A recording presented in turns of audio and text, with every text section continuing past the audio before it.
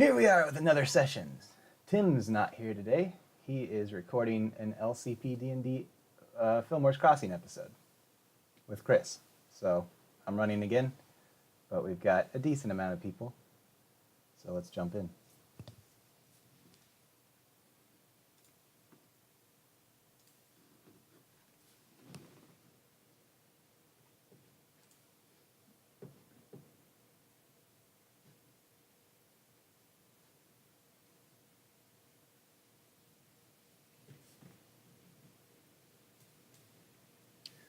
Would any of you like to recap?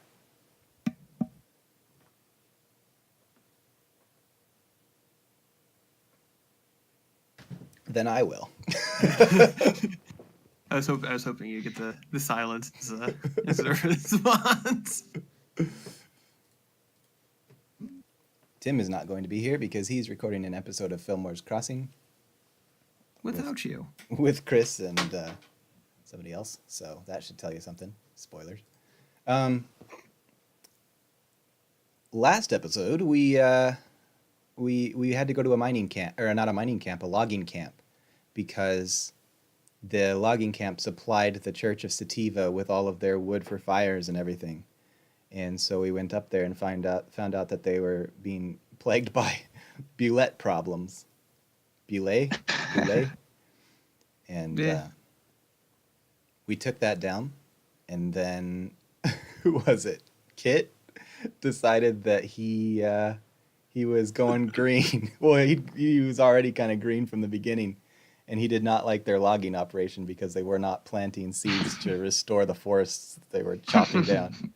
Not sustainable. So what did you tell him either shut it down or become sustainable? Is that what you said? That was pretty much the ultimatum that was made, and if I remember correctly, the gnomes were like, yeah, nah, screw this. Well, yeah, I think the gnomes were going to pack up and leave, and he was helpless without them. So he had a bit of a conundrum on his hands, and we just kind of left him to it. Yep, we just said, all right, we're going to take the load of wood that we need to, get back to the church, and and our 4,000 gold. Yeah, good luck with the rest of your life. All right, so I think we'll start heading back, like just arriving back at the Church of Sativa. Let me pull up the map real quick.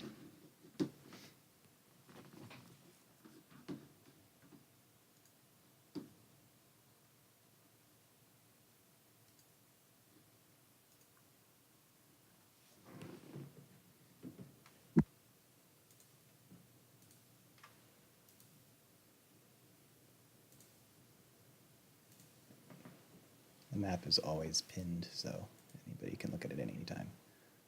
Oh, there it is. D&D. I think maybe we should introduce ourselves and who we're playing. That is a good idea. Go for it. All right. Since I suggested I guess I'll start. I'm John. I'll be playing Kit, the Kobold Paladin. Aubrey? My name is Aubrey, and I'll be playing T-Berry, the Aarakocra Ranger. Riprex? If we can even hear you.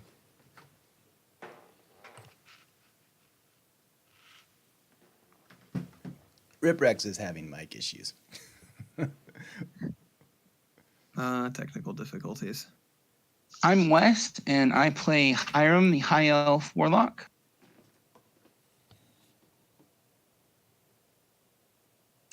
Hello. There we go. Why? You guys can hear me? Yeah. Yeah. Okay. It apparently took the broken mic as the default mic instead of the not broken one. That's great.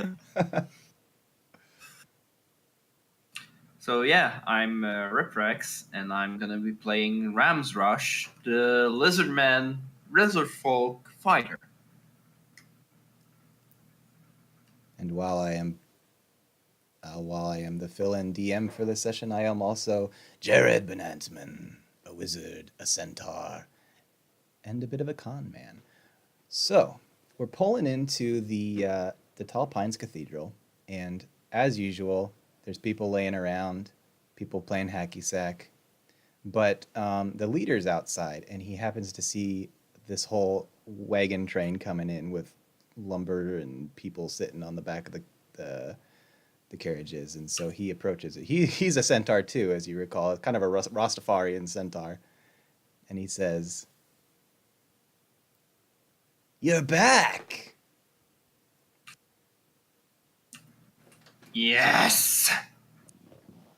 So I believe we established that Kit, for some ungodly reason, was driving the very large wagon. Okay.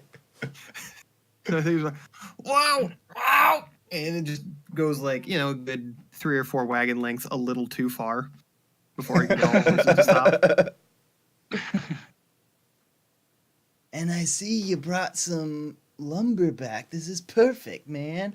This is what we needed this whole time. I can't tell you how hard it was to have to go find matches and lighters for my cigs when I'm used to just sticking it in the fireplace. How'd it go? You may want to get a different supplier. It was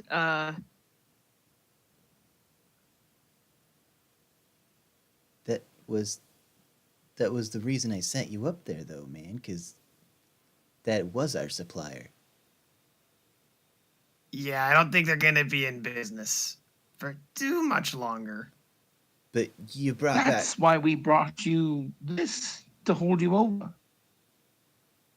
Where am I gonna find another wood supplier, man? We're out in the middle of nowhere. And Kit's just going to look around the cathedral to the very large forest behind it. Perhaps if some of your people sobered up a little bit, they could cut down trees themselves. Whoa, man, hold up. Hold your horses. That's why we had a lumber camp, so that we could, chillax and smoke our doobies. That's what this faith is all about, man. Peace and love, and especially peace. Yeah. What's your church believe about the destruction of forests? Oh, man, you're gonna get all moral on me and philosophical and make me, think about stuff. I'm so high right now.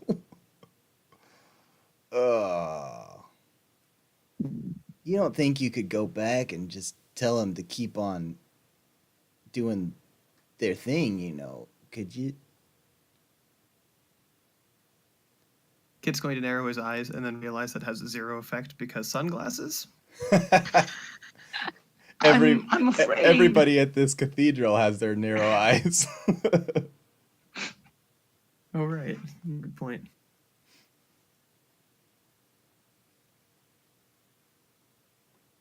Man, I don't know what we're gonna do. Well, let's bring this wood inside, I guess. Just we can stack it in kind of the shed area. Oh man. Have you considered natural gas? Oh, I never thought about that. That could actually work. I'm gonna look into that. So you pull your wagons close to the thing, and very, very, very reluctantly, but out of necessity, a bunch of the people start unloading the wood and taking it inside and stacking it. Is there anything you guys want to do while you're at the cathedral?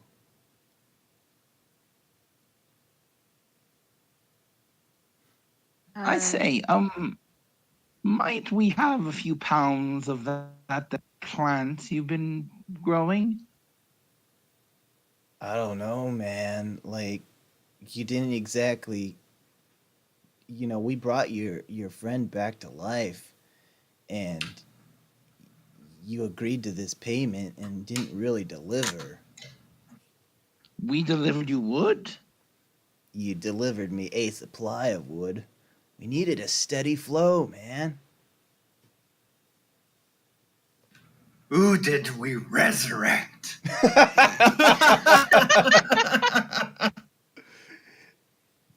He looks at you and then he looks at the others and he looks back at you. Don't mind him. He's. Listen, I understand your reluctance to provide us with any sort of reward other than what we already agreed to. I realize that perhaps things didn't go quite the way you realized. So, I say we let bygones be bygones, and you just give us enough supplies for us to be on our way.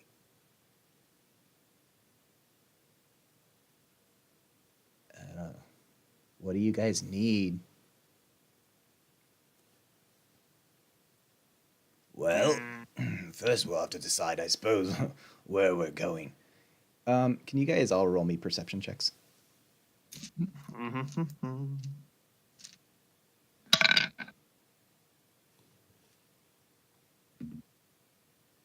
17. Nice. 12. 18.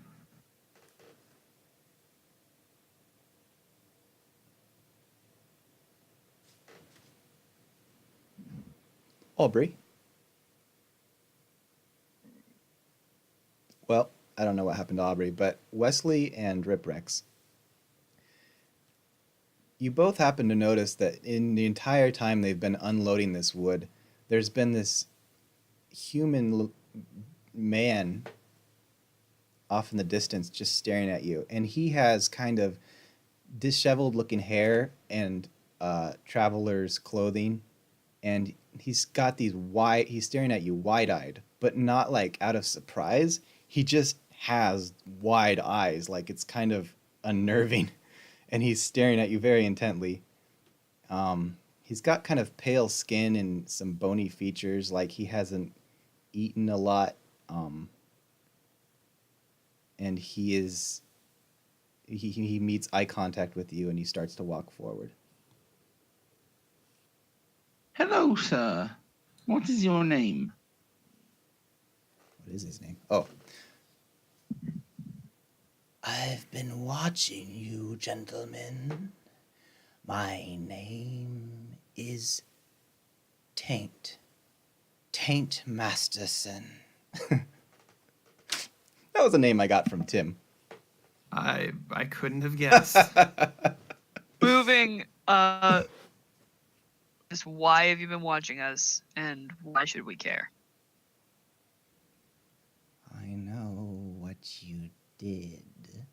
I know how you helped out that lumber camp, and I think you could be of service to me. In the meantime, while he's saying all this, the centaur is just kind of busy loading wood and stuff, and he's kind of trying to figure out what he's going to do with you guys, so he's not really paying attention right now. And what might you say benefit us if we listen to what you have in mind? I can do a great many things for you. Would you like to know how? He doesn't even wait for a response. All right. It is because I am a devil. All right, Kid is now going to do Divine Sense because he has that ability. It's, Several feet. so for Divine Sense, Kit, it's just an I gets to do it, and that means let me get the specific wording here. It will let him know. Where the heck is the stupid bit? It's important. There it is. All right. The presence of 60-foot range and the presence of strong evil registers as noxious odor and powerful good rings like heavenly music. It'll let me know if they are celestial, fiend, or undead. But that is it. There is definitely an odor, but it's not noxious. It's just he hasn't bathed in a long time. And is he celestial, fiend, or undead? You know, you cast this thing and you're not really picking up on any of those. So he just go, I see. And then just like look at like look over his shoulder at T-Berry, just like like do like the hand wave, like nah, just nah. I'm gonna cast message Okay. and have a private conversation with Kit. Okay. What do you sense about this man? He stinks, but he's not evil. Should we listen to him? Well, he's a liar. But I mean, if he can make us rich, I mean, he's a liar. I'm a liar too. Just shrug.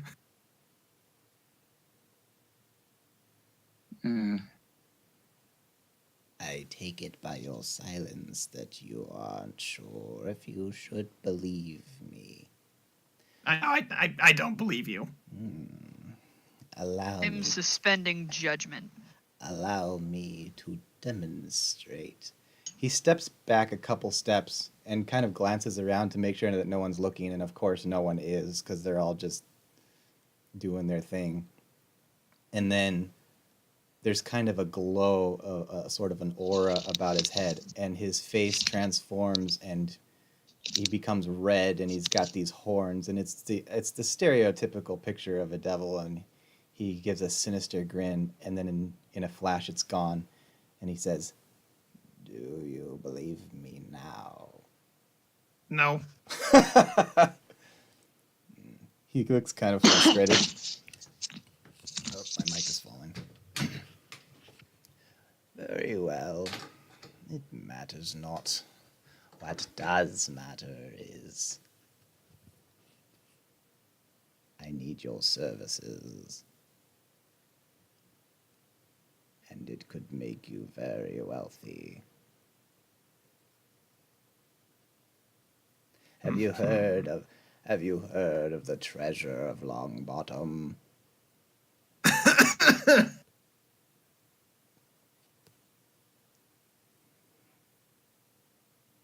Aubrey, what was the spell you cast, or you did something I that I didn't don't hear her. think everyone else heard? Oh, I didn't cast anything. I said I took several steps back. Oh, excuse me. Longbottom was a thief famous in Wilmington for the amount of gold that he continually stole from the treasury, and I know where he hid it all.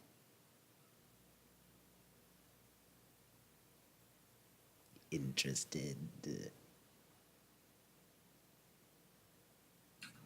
I look over Is to there Kit. food?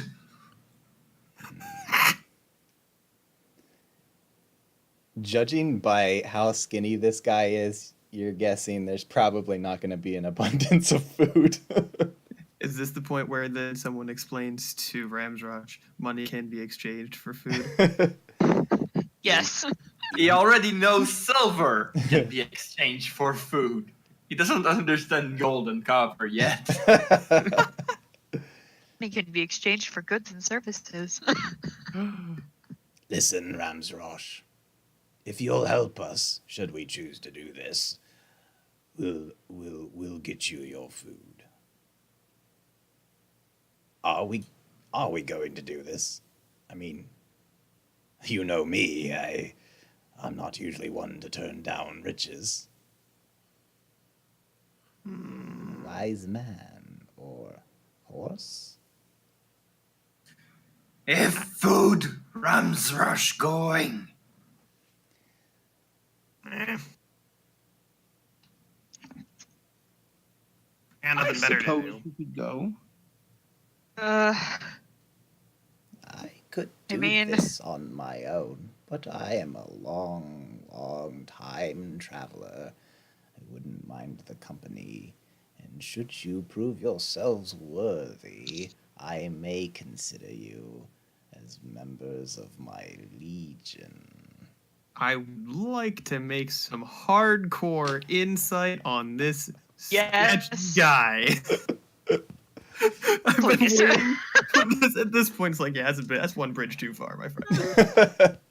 Yeah, you can inside away.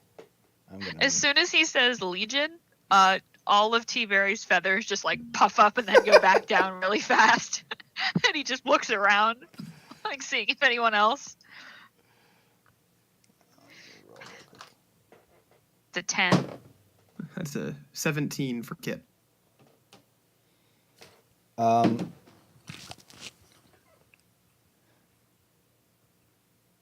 So you cast your spell earlier and you didn't pick up on any devilly things, but other than that, he seems super sincere. So at the very least, you guys are convinced that he's believes that he's telling the truth. We believe he believes it. Correct. Oh boy.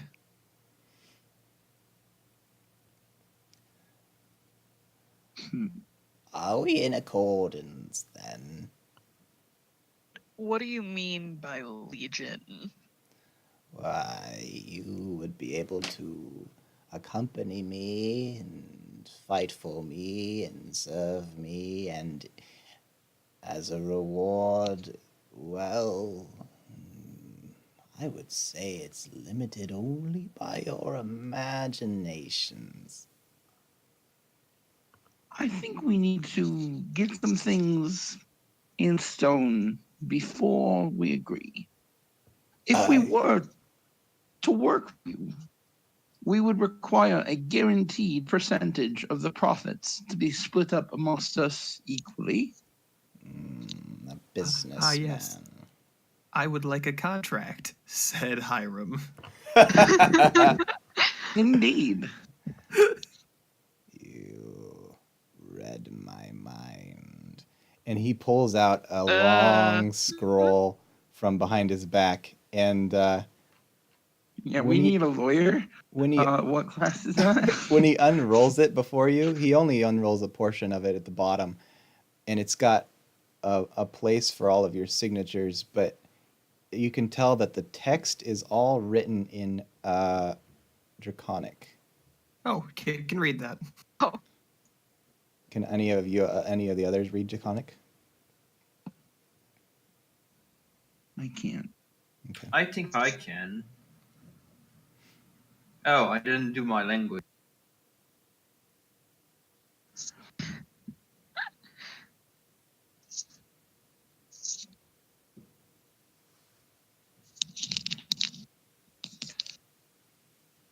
One moment. You know. You're very fortunate that I saw how well you performed. I don't normally recruit, well, if you'll pardon the expression, normal creatures and people to my legion. I'm usually looking for the infernal type, the dragons, the more powerful, but I think you could be of service to me. My mic is falling off the desk and I need to screw it back on. 1 second. Yeah. Out of power, I'm a old bird man. man. I'm a bird. Ramsrush speaks that Draconic too. Wait, so we've got a kobold, a lizard folk, a bird person, and a centaur. Oh yes, we are normal people here, all of us. I'm a bird man who just sounds like a woman trying to speak in a deeper voice. Me normal. And a man that sounds like a woman. As you guys kind of skim through the text, that he hasn't unrolled the whole thing, but from what you can see, it's generic jargon about service and, you sign yourself over and all that kind of stuff. It's and he- real unfortunate that kid is only 8 smart.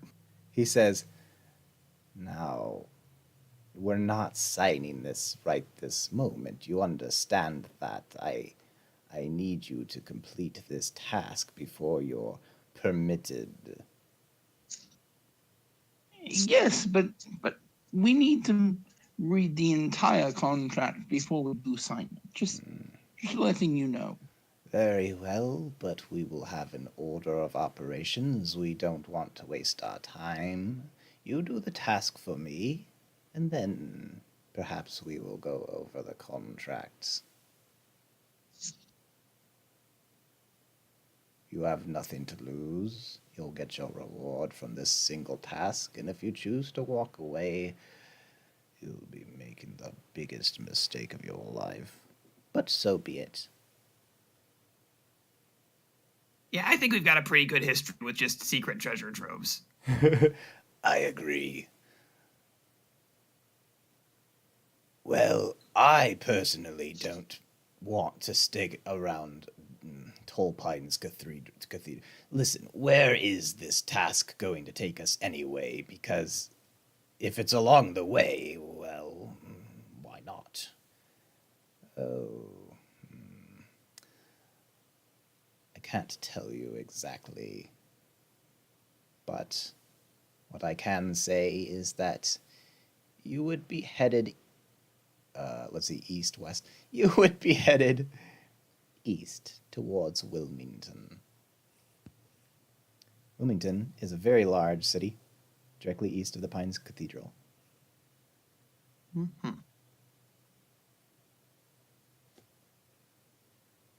But Did we have any specific direction that we were actually planning on heading, or no?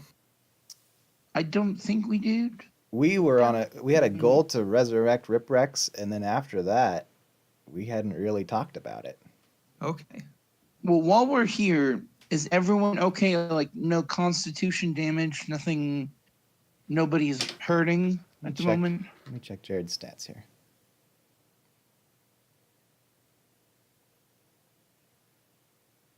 Should be fine, I think. I'm fine. His HP will be back to normal. Yeah, he's good. I mean, we should have had a long rest after last session. Yeah, I'll reset this Yeah, real quick. yeah, okay. Long rest. All right. Let's say I don't have all the time in the world. Hiram's gonna walk up to him, and in his fist, he's just gonna produce. It looks like a mini version of Eldritch Blast bulb. It's just like a purple ball of energy, and he kind of bounces it once or twice, and he says, That was "Old man, yes. if you betray us, I will spend the last of my days trying to destroy you." Means You that we're gonna kick understand? your ass if you do us wrong. What she said. I mean, what he said. Not much but bones, but meh. Food. I like you. You lot. You have a good sense Not of sure if I humor. like you yet. Oh, you said you didn't have all the time in the world, but you're a devil, right? So you have all the time in the world. Thank you, horseman, for explaining my joke. Horseman. Jared takes a step back and kind of looks awkward, and then he says, "Well, when are we leaving? Do any of you have anything you need to do in this cathedral?" Well, I do believe our group is a democracy. Let's just see if we all want to go.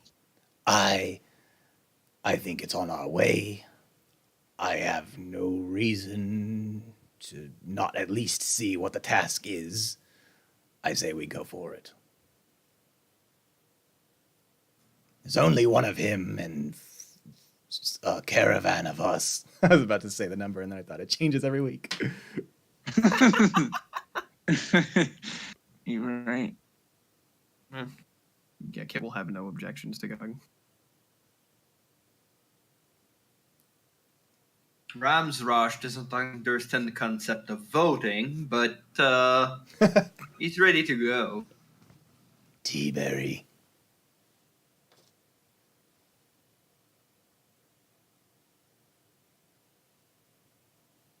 T-Berry agrees because we can't hear her. Oh.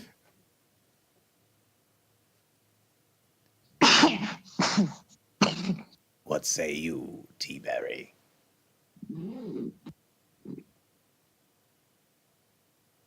You'll have to type it out. All right.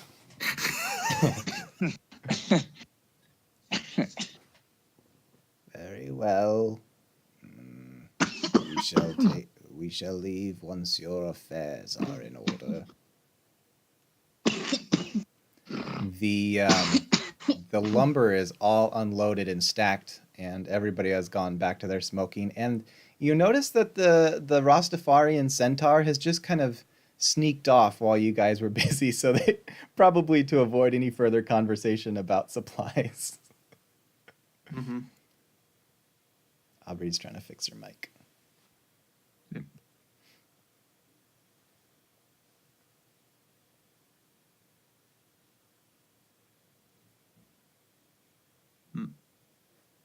I would say during this time, if we're still kind of like doing our weird thing to make sure everybody's good to go, Kit's just gonna go stand off by the trees for a little bit and cast Speak with Animals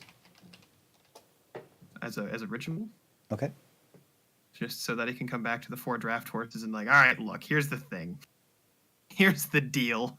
I might be small, but hold up. Don't make this harder on me than you have to. Does that mean they understand you or they can communicate with you? We should, yeah, it should be a conversation, so. It is.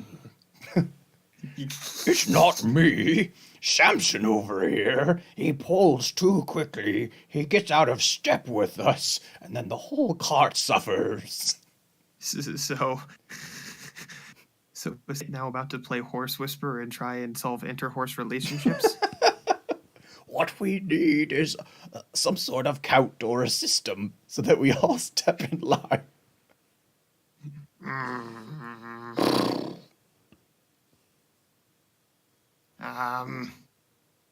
That's not true. I have excellent tempo. You pull too hard, and I don't like it when you whip me. What? Kids get like go over there, like just like gently like approaches like me? Pull Yes. too hard. You!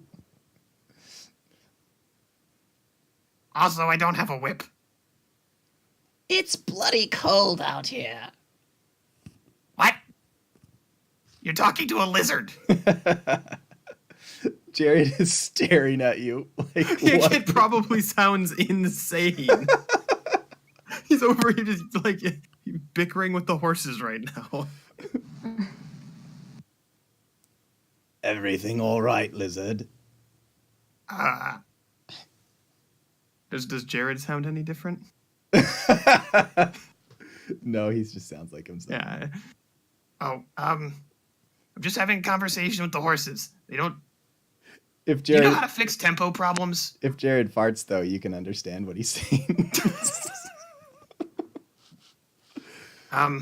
You know how to fix tempo problems? They seem to not want to step in step. Can't say I've ever been harnessed to other horse before. Perhaps, it was a rickety road. I don't know exactly, but I assume the road to Wilmington's going to be steadier. Maybe they'll find it easier that way. They need cadence? Cadence? Sounds like it. Wait. All right. Ramsrosh will sit in the carriage pull out his He's got drums. That's right. his drums and start beating it in cadence to for the horses.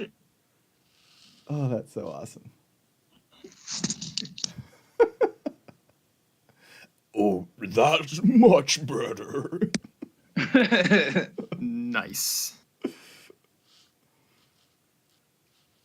Aubrey can't fix her mic, but she says T-Berry is sitting on the top preening. So unless you guys have anything very specific you want to do, we could probably be off.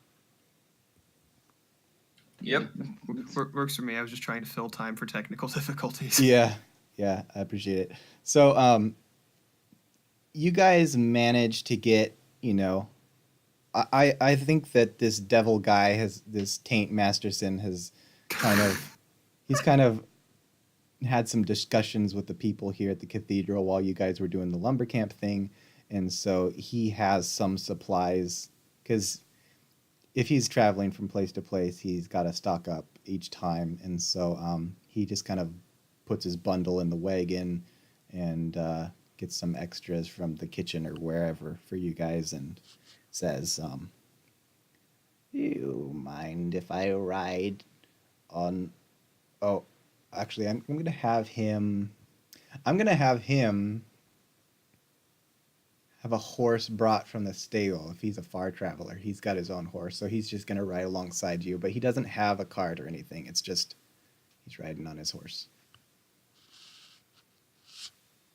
Kid's gonna whisper to the horse, "How do you like this guy?" He feeds me. Fair enough. He doesn't smell super nice. All right. So we all pull out of the cathedral in our big single or double file caravan, and we're on our way. So it's actually not that long of a journey to get to where he wants you to go. The trail is better. It's still snowy, but the trail is more plowed by constant travel, and so it's less rickety and bumpy. And in the distance, you can tell by some foliage and tall trees that there is a river, and the foliage kind of follows it along from north to south. And you guys are approaching it, but it's way off in the distance right now. And he says, "All right, I hope you're all ready. We're approaching the spot where the treasure is hidden."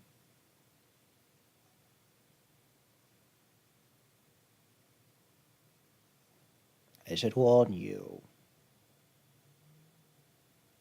this treasure is pretty well guarded, which is how I will be able to examine your merit. What kind of guards? Only one guard, as far as I understand it. He shouldn't be too hard for you, you brave travelers.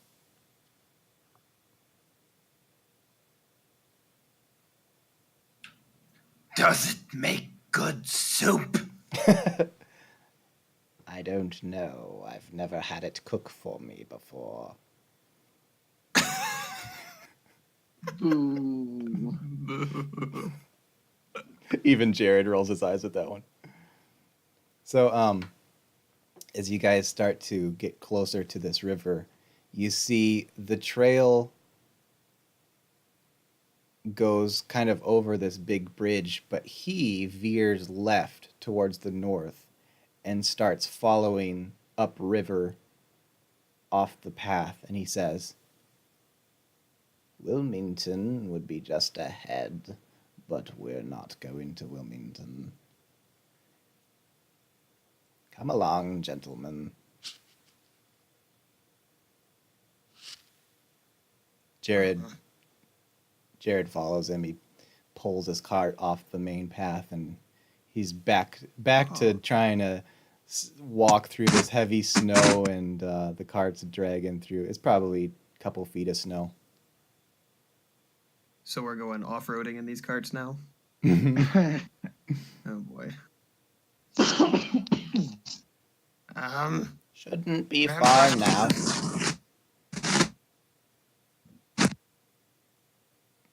I didn't catch what you just said, Kit. I'll try again? Okay. Hopefully you're good at those drums, Ramsrush. We're gonna need tempo.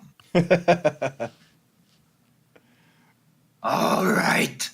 And Ramsrush. Ramsrush. You should roll a performance check.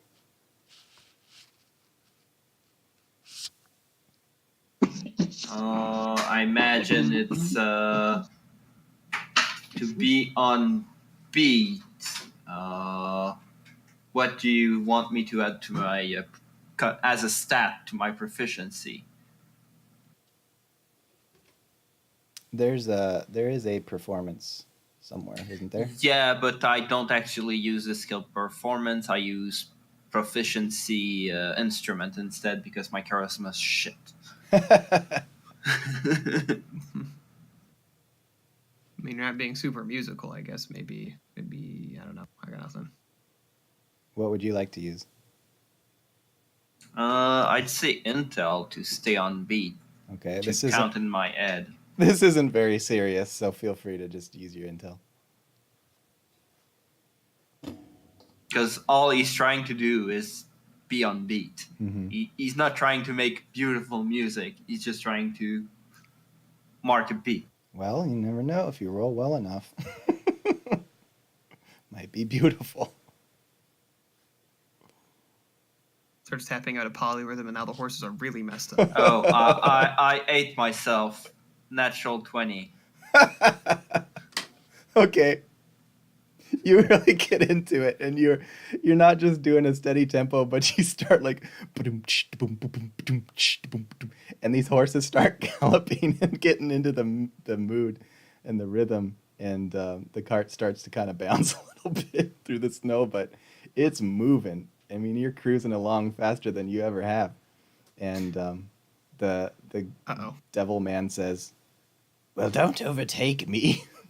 I'm supposed to be leading the way." So the caravan follows the river for probably 5 or so miles north.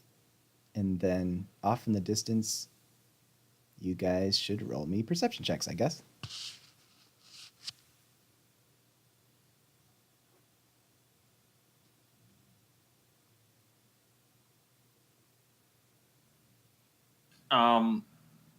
Another natural 20. I What? don't know what I did to the dice roller, but yeah. Seriously, the dice roller likes me way too much. 17 for Kip. 16 for Aubrey. 12. Okay. By the way, the total is 22 for my nat 20. Wesley, you're a bit distracted because everybody's zooming ahead and you're trying to manage your personal cart in this terrible snow. But everybody else looks up ahead and they see the river goes up to a waterfall. And right beside the waterfall, in this kind of sheer rock cliff, is probably, you would estimate, maybe 10 feet tall cave. Maybe a 10 by 10 cave. It's hard to tell from this distance, but that's what you'd guess. There it is, lads. Just up ahead, your destination.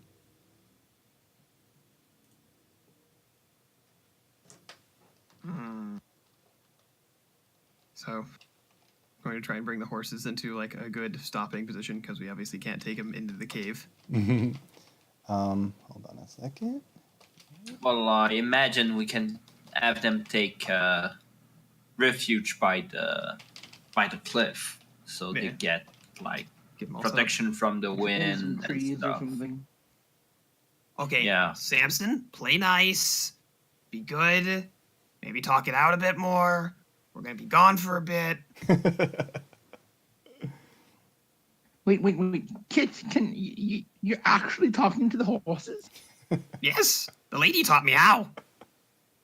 Yes, well, come talk to Glue for me. Talk, Oh. tell Yeah. him I love him. Damn it! Why was this the session that Tim had me DM? I was gonna try and do it last session on you, but here's the thing: you now get to make up Glue's voice.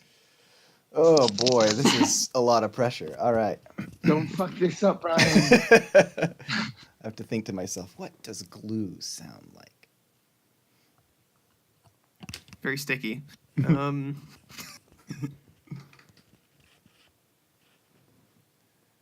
What do you say anything to him? What did you say to him? It's like, hey Glue. Hire him up. Hire up. How are you talking to me? I can understand you. It's a long story.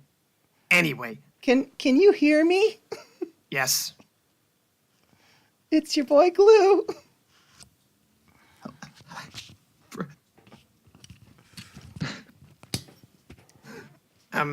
So, how do you like your rider?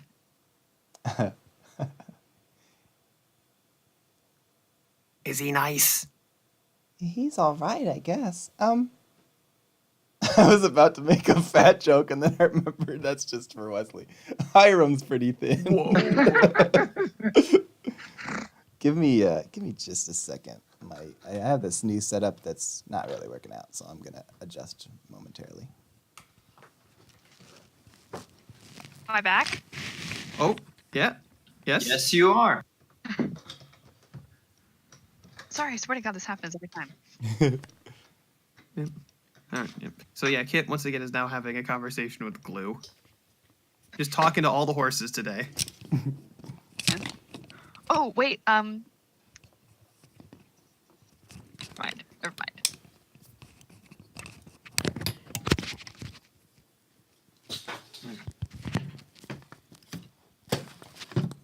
So we have 4 draft horses on this cart, and then Glue's just a regular riding horse, right?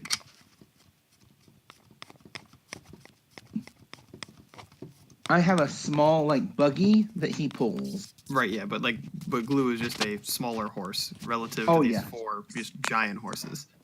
Yeah, he's small. Well, normal size. Yeah, right. Okay. So Glue says, he's nice to me, but, I don't know. I get kind of lonely here by myself. I don't have anyone to talk to like those other horses. Well, we're gonna be on for a little bit. We'll make sure you're over there. Play nice. Maybe you can teach him about rhythm. They could use it. Oh, I'm great at rhythm. Good. His nose glows red a little bit.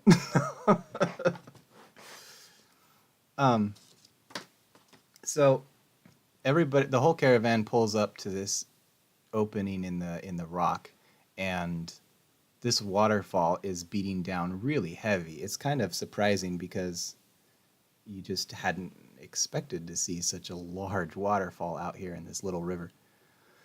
So it's pretty loud, and the cave it looks like it goes in pretty deep, and it's as you get closer, it's not the only cave in these rocks. There's a lot of pockets and holes and things, but this is the only one that actually goes deep.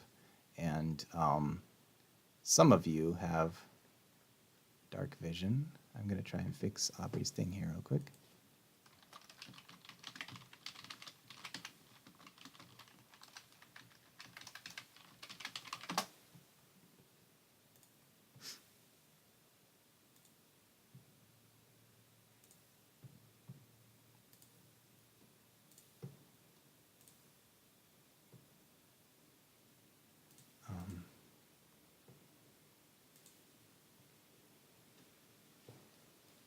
Gentlemen, in Inside this cave is rumored to be one of the largest treasure troves known to this region. It sounded like you're more impressive there, and then backed it back a few steps.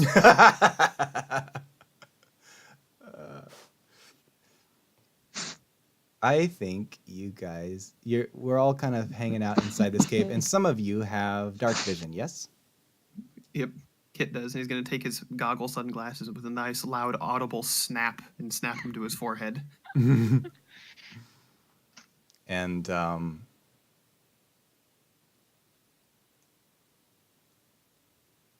that's 30 feet, 60. 60 feet.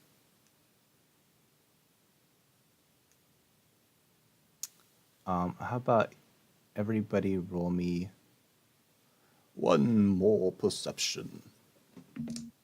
One quick question. Yep. I lost information in my D&D characters app, so I had to rebuild Hiram a few weeks ago. Okay. Would a high elf have dark vision or no? Yeah, they'll didn't have put 60 that feet. down. 60 feet dark vision. Okay, thank you. Because there is no low light vision in 5th edition. It's all dark vision. Everybody roll me perception, but if you have dark vision, I'll give you advantage. Oh, well, Kit already rolled a natural 20. Oh, I guess I jeez. can roll with advantage. Which- With my modifiers, that's a 21. Yeah, Kit with a natural 20 is a 21. So, Nice. not that perceptive. 17 for me.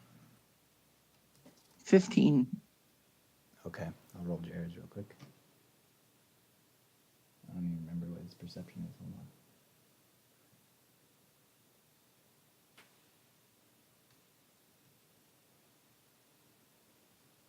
on. His perception is not great. 9. Okay. Everybody except Jared and Hiram happened to look into this cave, and you all swear that you saw one of the rocks move and shift quite noticeably for a moment. Does anybody know about moving rocks? Wait, says the kobold. And then I'm going to roll for this. 1, 2, 3, 4. There's 5 of us.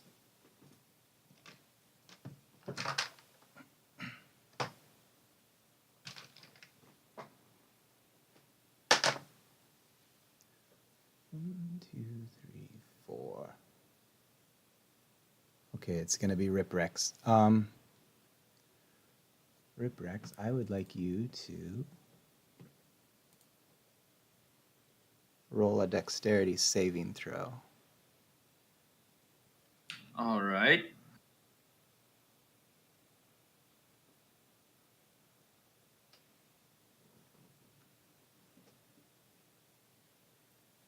Ten. Oof. Okay. Just a sec.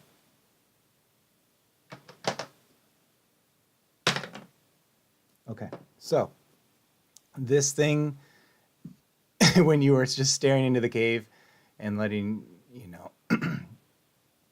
letting your eyes pick out the crevices and the cracks and what's what inside this darkness, and you saw something move, that thing moves again, and it starts coming right towards you guys, and you can tell that it's this, which I'm about to post in the chat.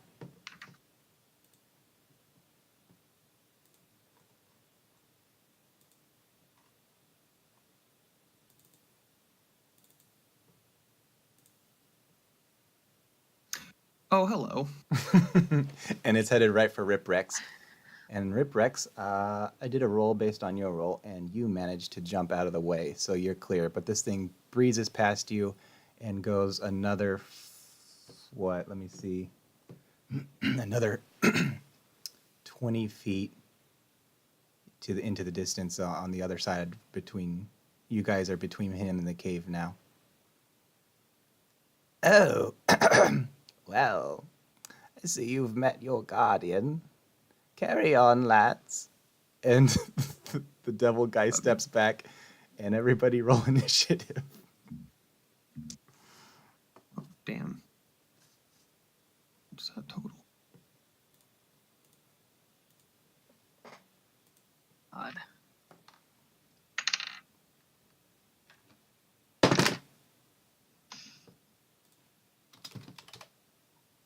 $18 plus 3, 21 for Kit. I'm rolling on fire today. I can't wait to roll no damage or hits. Will be a 7 for T-Berry.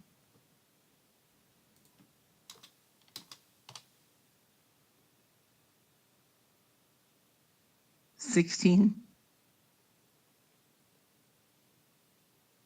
Did I say my 17? Or 17, okay.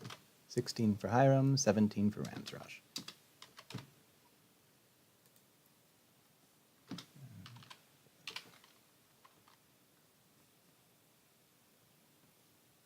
Um,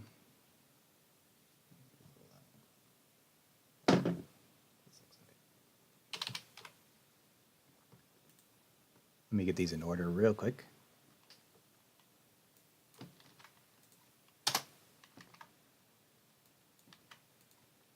Because I screwed it up last time when I wasn't being careful and I left out Chris. All right. Kit, Ramsrosh, Hiram, Jared, T-Berry, Taint. Did I forget anybody? Oh, the monster, of course. Oh no, Kit's going first. This is the wrong order of operations. Kit needs to go at least second. you can just hold your action. I can, but I need to be. It's a physical positioning issue with Kit. Can you Yeah, guys, no. would one of you remind me again how a tie is broken? IS bonus. It'd be either highest dex or or a roll off, depending on how you want to do it. Oh, okay. I can do a roll off. Because I think the dex is the same. All right.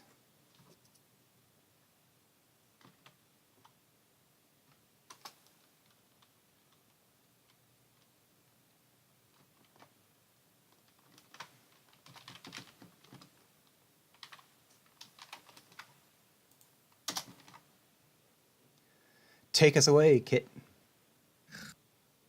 So, how far past Ramsrosh did the creature, I almost just said the name I happen to know it is, go? 20 feet. Ah, crap. Fine.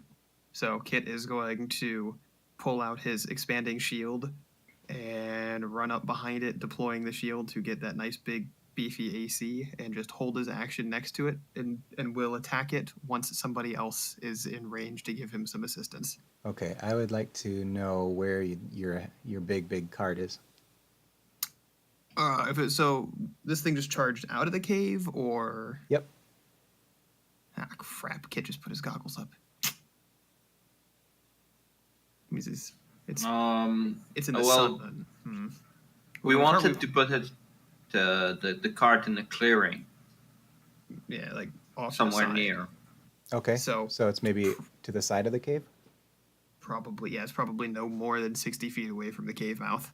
Okay, I'll say that's where Jared's going to unstrap his as well. Hiram, you bundling yours Yeah, in? Okay. I'd leave mine right same area. Mhm. All right, so Kit, you said you're holding your action. What were you going to do? Wait for someone else to come up here and then make an attack. Okay, So if someone else comes up and attacks it, then Kit will also attack. gotcha. So there's my if then for my held action.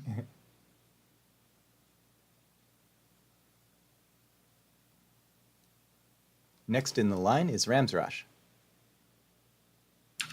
Ramsrosh will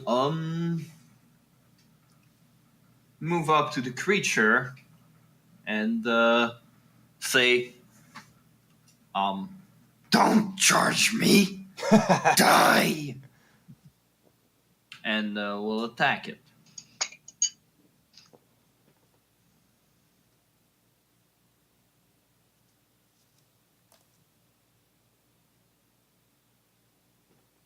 Did you say you ran up to the creature to do this? You're adjacent. I moved up to the creature. I didn't run. I didn't need to run, actually. Since I have 30 feet of movement speed. Gotcha. And I missed because I rolled 6. And since you attacked Kittle as well, I assume we're outside right now in the sunlight. Yes. Which means even though Kit has pack tactics, he's now triggering sunlight sensitivity because he put his sunglasses up and forgot to put them back down. Just a regular attack roll. That is a 10 plus 4 for 14. Okay. That is a miss. Yeah, it's a miss. Are you putting your goggles on?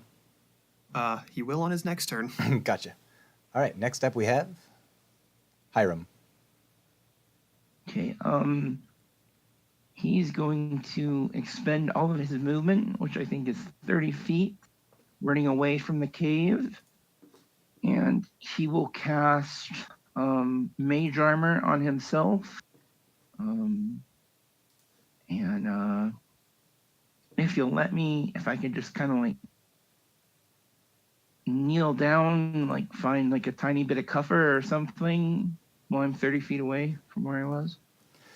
There is not much in way of cover out here. It's pretty much an open field. No cover. Okay. Can you remind, where did you say you moved to? 30 feet, just parallel from the cave opening, or from where, I should say, from where we were at the cave opening. Yeah. So. Okay. So you could go down, which would be along the river, or you could go, I guess it would be west towards, just kind of along the sheer rock face. I'll go along the river. Okay, that would, just so you know, he ran out of the cave and straight out, so that means you're going towards him. Oh, I want to run away from him. Okay, so you'll be probably along the rock face then. Okay. Next up is, by golly, it's the Gorgon. So he said its name. the Gorgon. He's going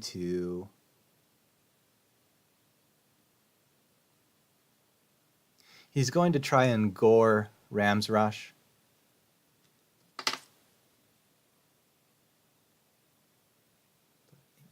AC is 17. And he misses. And then he's going to break away and try to, he's going to run Moving away. He's going to from run us? he's going to run west, and yes, that will provoke a tax of opportunity. Alright. That's a miss. It's a nice solid 6 total. 12. Really needs to put his sunglasses down. Yeah, that's a miss too.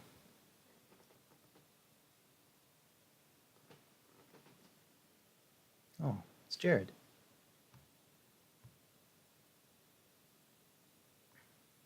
Jared is still by the mouth of the cave, and so that means the Gorgon hasn't gone farther away from the cave. He is still 20 feet. He just ran along that rock face.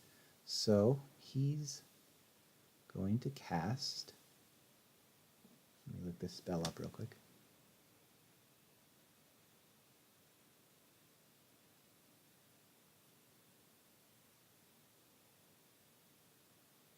Oh yeah, he can reach.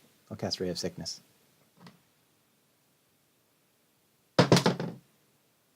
And I'm going to miss. All right, who's next? Let's see. I'll have Jared... I'll have Jared stay where he is. I'm not going to move. Wild magic table involved in this, I thought, somewhere. If I roll below a 5, but I didn't. Okay, gotcha. T-Berry. Right. T-Berry is gonna land straight in front of it and just try to put an arrow right between his eyes. So let me just make that a attack roll.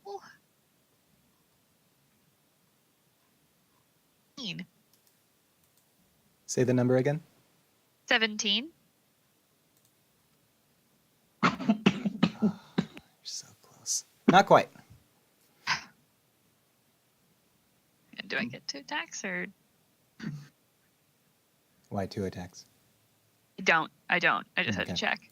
Not high enough level yet.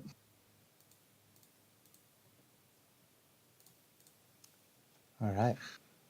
So Stupid metal-plated bowl. Yeah. look up Taint's powers real quick.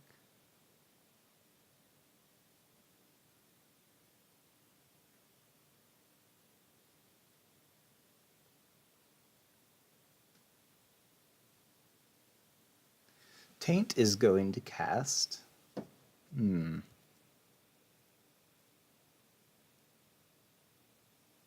Agonizar's Scorcher. I think. Let me look what that does.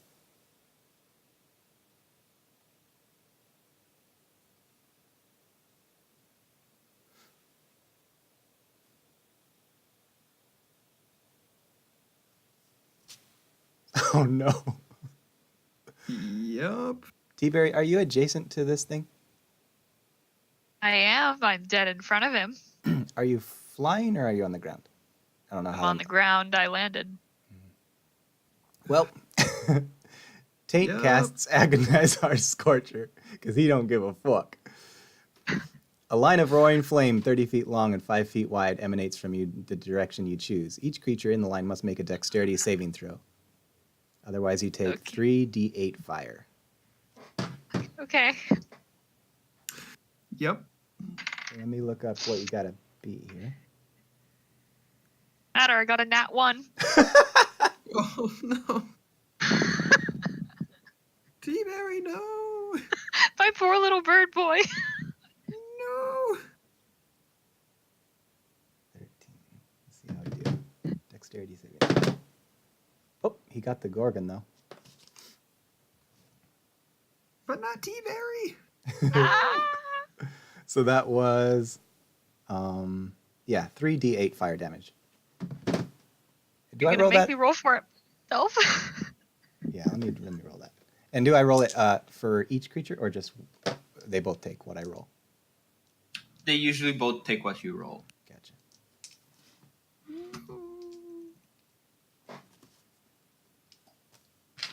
That's not a d8. This is a d8.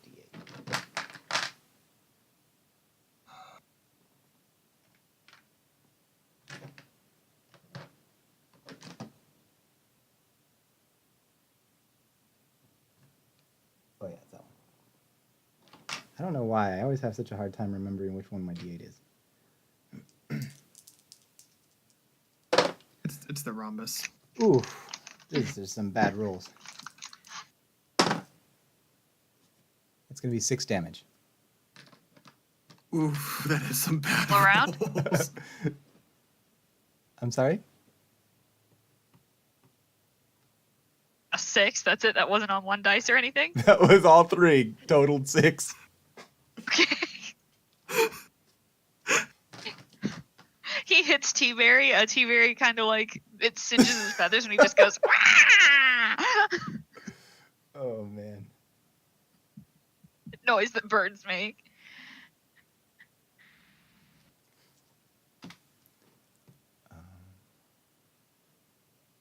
That's going to be his turn. And now for his movement, he's actually going to start making his way towards the carts by the wall.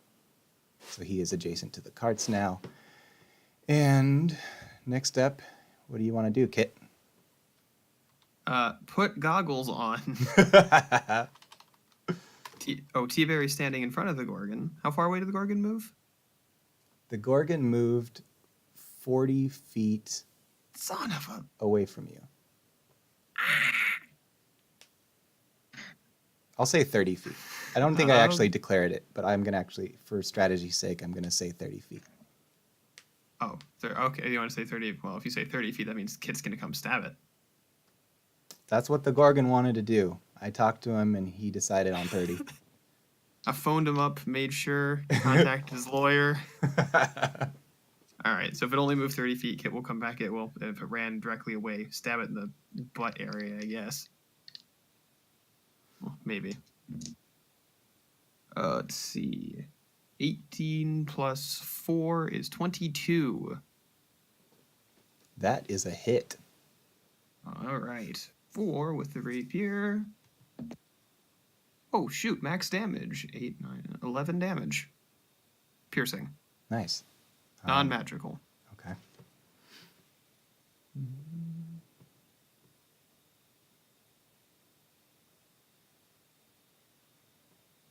Just looking this over real quick. You said 18? Or no, you said 11. 11.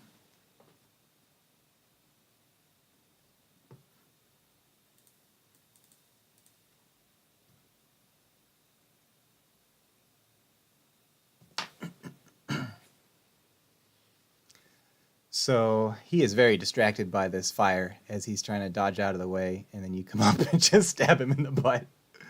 Yep. So now he spins around and his attention is focused on you. But what do you want to do, Ramsrosh? Stop running, coward! And I'm gonna cast a magic missile at it, and then close the distance. All right.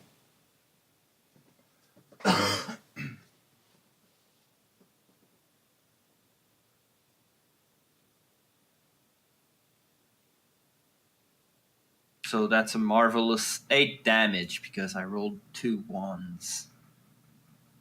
This is great. Magic missile is an auto hit, right? Yes. Okay. 8 damage. And it's force damage, so yeah.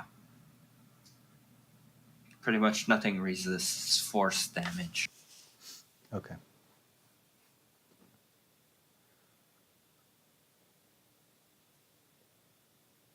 So you launch these magic missiles, and all his attention is focused on Kit, but he gets blasted with them, and then you close the distance, so you're adjacent to him too. Is that correct? Yes. Nice. What's up, Hiram? Yes, doing? so I'm going to. You said he ran 30 feet towards the horses, right? No, he ran 30 feet, kind of parallel to the wall, but he's still the 20-foot distance from you. Okay, I'm gonna run another 30 feet away from him, following the same trajectory. Okay. And then I'm gonna turn around and cast Toll the Dead on him. Okay. And that's a range of 60 feet, so I am within it. The target must succeed on a wisdom saving throw. Wisdom.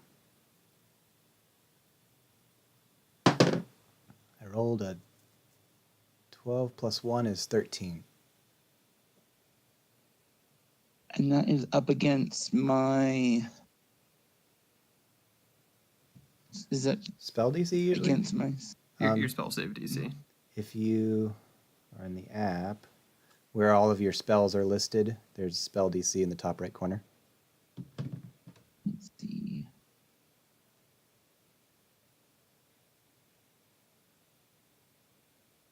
So it's 13. Ooh, perfect match. Who wins a tiebreaker? If it meets, it beats, so the Gorgon wins. Oh, okay. Shit, okay. Is that your turn? Wait, hold on a second. What is your charisma modifier? The Gorgon? Hiram? Oh, Hiram. No, Hiram. Let's see. If it's a +3. If it's, +3, +2, +8, it's 13. Okay. That's your turn, Hiram? Yep. All right. You do your things, your magic-y things, but he's a very stubborn person, and he broke it, so After that, we have the Gorgon himself. And he is really focused on you two right now, so he's going to try Petrifying Breath. Yay. Yay! Terrifying. Kit knows nothing about that one. The Gorgon exhales petrifying gas in a 30-foot cone. Each creature in that area must succeed on a DC 13 Constitution saving throw. Oh, shoot. Oh, boy. Please, Kit. For the- Oh, nope. That's a For the- 9. 21. Oh, nice. What's up, Aubrey? Jeez, please. Okay. You wouldn't be. I don't think You- you're in that. Actually, you're- on the opposite side. Yeah, you guys are I having am, sandwiched. So you're safe. Yeah. All right. Never mind. Thank You don't, God. even have 'cause to, you don't even have to make the save. You're good. So It spun around to hit me. And ambush. Riprex It- Riprex from beat behind it. Riprex beat it, but Kit didn't. Is that correct? Correct. Oh boy. On a- This is just how saves are gonna go for Kit. It seems. well, you blew all your high numbers just like perceiving things. On a failed save, the target begins to turn to stone and is restrained. The restrained target must repeat the saving throw at the end of its next turn. On a success, the effect ends on the target, or a failure, the target's petrified until freed by the Greater Restoration spell or other magic. Uh-huh. Oh Yep. no. Oh yeah. This could be really bad. We just might get Statue Kit in the future here if he doesn't make that save. From behind the Gorgon, you see T-Berry do that thing where he sticks his thumb out in front of him, straight, and then he just tilts it downward. having a sense in some sort of weird spell on his will, he spins around and notices Hiram. He's gonna make his movement towards Hiram. He's gonna go. Leaving melee range again. I'm trying to think of how I want to do this. I wish I had set up a grid because I'm trying to remember everything mentally.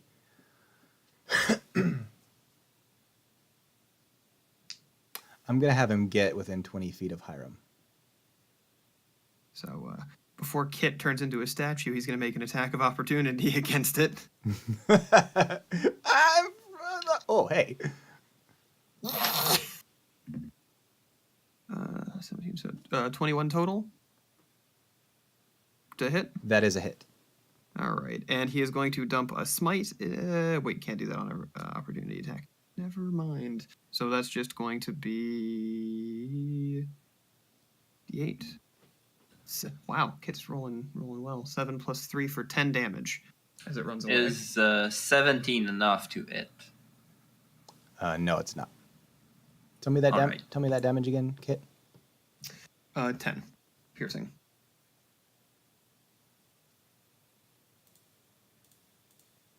Now, Wesley, your last movement was full movement, correct? Correct. Okay. So I think he's 20 feet from Wesley, but I think he's about 30 feet from you guys. I could have used smite on that one. Oh well. All right. Next up, Gorgon did his thing. It's gonna be Jared. What's Jared doing? Jared's way over back of the cave, just twiddling his thumbs. Typical Brian fashion. Yeah.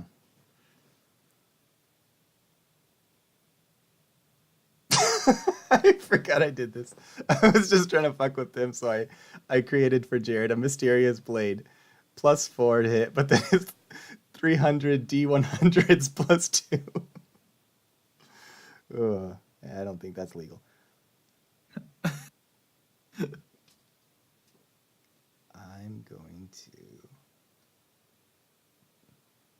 I used Ray of Sickness. This time I'm going to try Scorching Ray. And I'm going to move within range. I'll be 30 feet as well.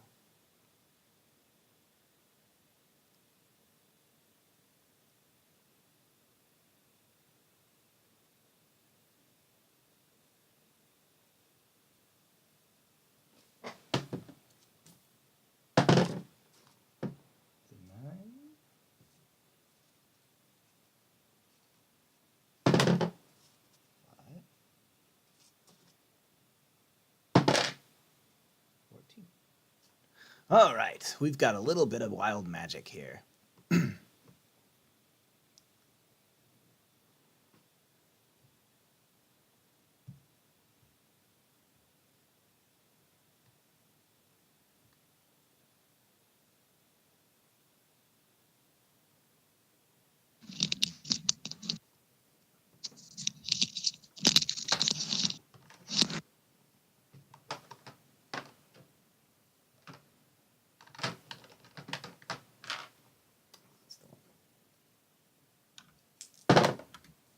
78.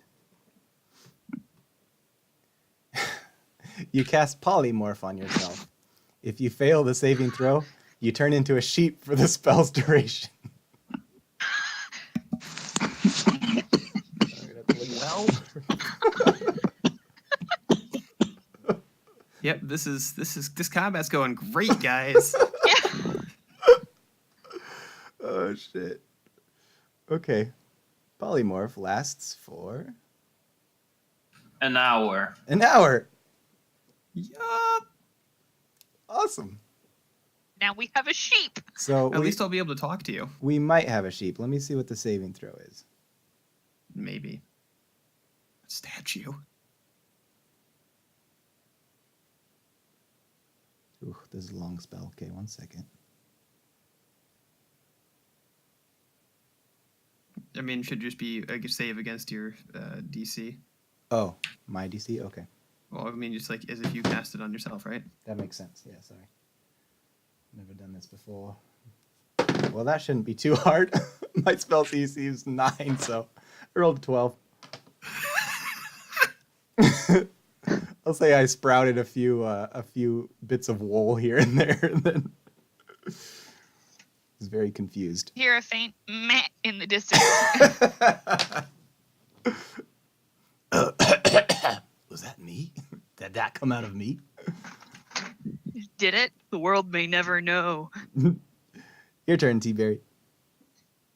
Oh fuck. He's 30 feet from you. All right, so T-Berry.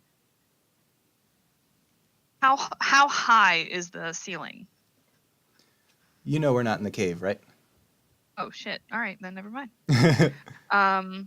So I'm gonna swoop up about 10 feet in the air, and then I'm gonna fly down and use my talons and try to just rip his head open.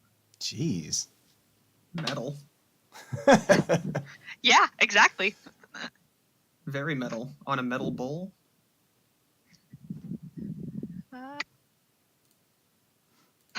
That's a 15. Not enough. Useless bird.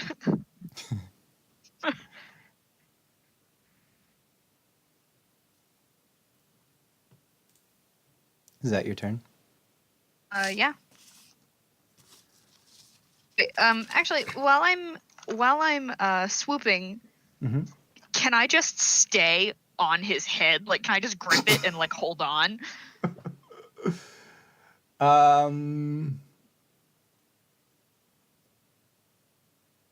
don't know if that would be like. It seems like it would be strength, wouldn't it? With my talons, so it probably would be strength. Okay, let's. He's gonna try and shake you off, so let's go strength on strength, I guess. Hey, please. Yeah. Contested athletics checks. Damn it, 13. 17.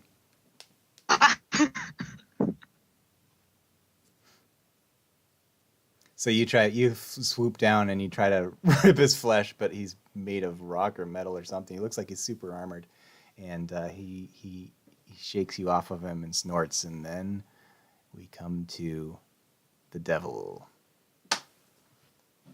Well, In heavy quotation marks.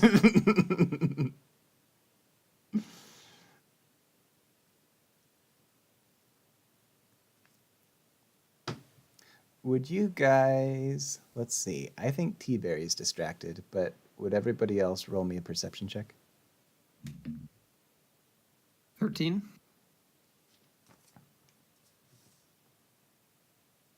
18. 14.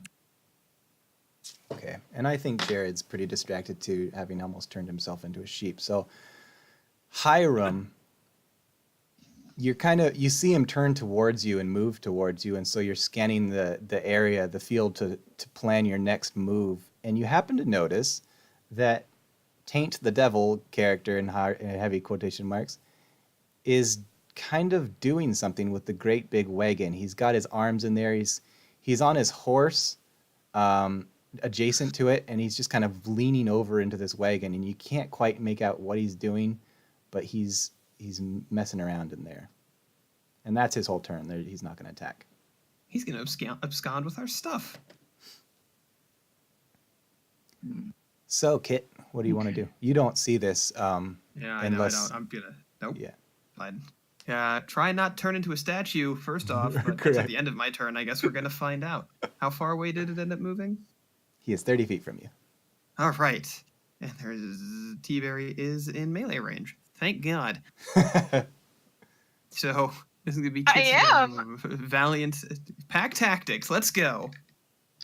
Before I turn into a statue. Because... We're going to be going back to the Church of Sativa Hey, look, I know we completely ruined your log situation, and actually the guy who's a statue did it, but, could you just be like, please chill? help us. Just be chill about it. It'd be fine. All right, let's see. So, wow, pack tactics saved me from a natural 1 for me only to roll a 4. So, that's a good old whopping 8. That's a miss. And it's about to be time. Well, got the bad rolls out of the way. Got to it's a DC 13 con save. It is a DC 13 con save. Oh boy. Oh, 19 plus 1, 21. Oh shit. Thank God. Oh God. Oh my God, thank you. Oh my God. Could you move up to him and try to attack since you were restrained? It was. Am I restrained until I make that save at the end of that? On a failed save, target begins to turn to stone and is restrained. The restrained okay. target Well was- then. Oh well, then I guess I didn't go anywhere, and I'm like, and that's his turn. Gotcha. So he's still 30 feet away. Never mind. Didn't make an attempt to attack it. All right. Well, I am just glad you broke out of that. So, what do you want to do, Ramsrush? Ramsrush is gonna do what Ramsrush does best and cast Magic Missile.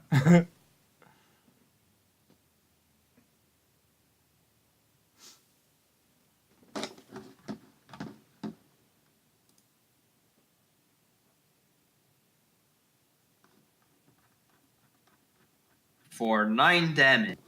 9 damage. Then he's gonna move up to melee and try to use his Hungry Jaw as a bonus action. Oh, sweet.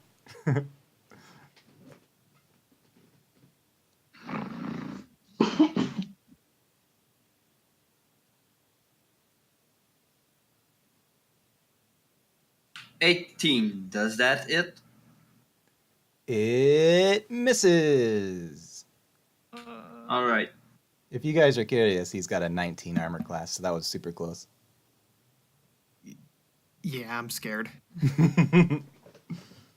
As a player, Kit, less so. That's your whole turn, Ramsrush? You did your bonus and your movement. Yep. All right, you're up, Hiram. Okay. You just How far noticed away- this guy digging through your shit. How far away am I from the cart? Let's see. The cart's at the cave, and you ran 30, and then you ran 30, so you're 60 feet away. Okay. What are you doing, sir? And I yell out to him. He doesn't even acknowledge you. I pull out my wand of magic missiles, and I am going to expend 5 of the charges, which is an additional 5 darts. And Additional that 4 darts. 5. 1 charge is the spell, and then each charge afterwards is another dart. Right, and it gets a total of 7. 7. So I can use. So it starts with 3 darts, and then additional darts is +1, right? Yeah. So you did 5 charges. So the first charge is 3 darts because you're casting the spell, and then the remaining 4 charges are extra darts. So a total of 7. So it's 3 plus 4. All right. So 3, Are these auto hit? 8, Magic missile. You did magic. Okay. 12, 16 plus 5. So 16 plus 7. It's +1 for each dart. right. 16 plus.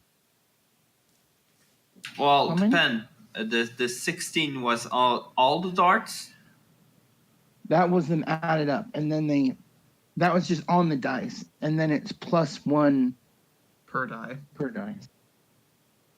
Is that So- correct? Per die. Yeah. Yeah. So 16 plus 7 is 23. 23.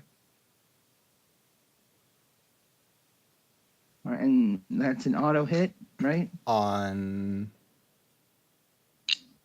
Who are you shooting? The old man getting into our cart. Okay. Does he say anything, react or anything? Yeah, I'm just I'm dealing with his damage real quick.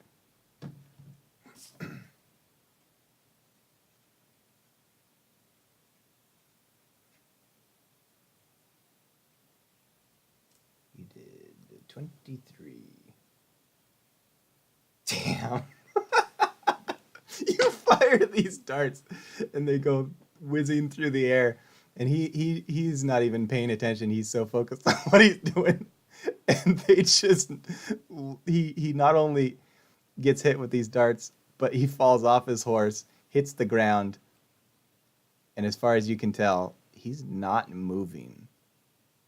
And then I'm going to use my bonus action. Wait, let me verify. Is Misty Step a bonus action? Yes, it is. I'm going to use Misty Step 30 feet towards the cart. Okay. And then And you're that's gonna run. Did you use your movement at all? Oh, good idea. Yes, I'm going to run.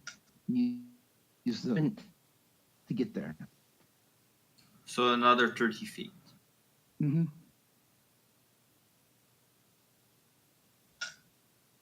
So you're adjacent to him now. Okay. Okay. All right. As you approach him, you are like pretty confident he is out cold. So that moves on to the Gorgon. The Hunters 2.0. Hey, this man is deserving it. He's shadier, at least. The Gorgon sees that Hiram ran away, and so what's he gonna do? He's gonna turn back to the group, and he's going to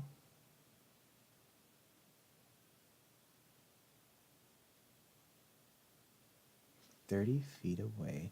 Oh, okay. So T-Berry's adjacent to him, and then Ramsrosh and Kit are 30 feet away, right? I think that's right. I moved up to bite it. Oh, that's Yeah. right. That's right. So T-Berry and Ramsrosh are adjacent. Kit's 30 feet away. Okay. But you're not cone adjacent. I think you've got him sandwiched again. So T-Berry's over him and Ramsrush on the ground behind him. he's going to try and escape you guys, and he's headed towards Kit. Yeah. He notices that you're not frozen like he'd hoped. So I get an attack of opportunity again. Yep, he's doing a trampoline charge. And so, Kit, you need to succeed on a DC 16 strength saving throw. Oh, crap. And you can take your attack of opportunity real quick. Ramsey. I'm only 8 strong. Critical fail. Let me make sure I have this right. Oh, strength saving throw? Strength saving throw. Oh boy.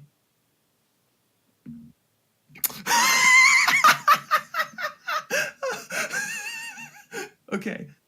So that's a 1 minus 1 for 0. This this behemoth is super mad that Wesley, his main target, got away from him, so he spins around, and then he gets even more angry that this guy didn't turn into stone, and so he charges, and he's so fast that Rip Rex, you make a wild swing and completely miss, like it's almost embarrassing, and then he tramples Kit, and Kit, you are prone. He knocks you toppling across the ground, and then I get to make one more attack with my hooves as a bonus, and I do. And you would do it with advantage because I'm now prone.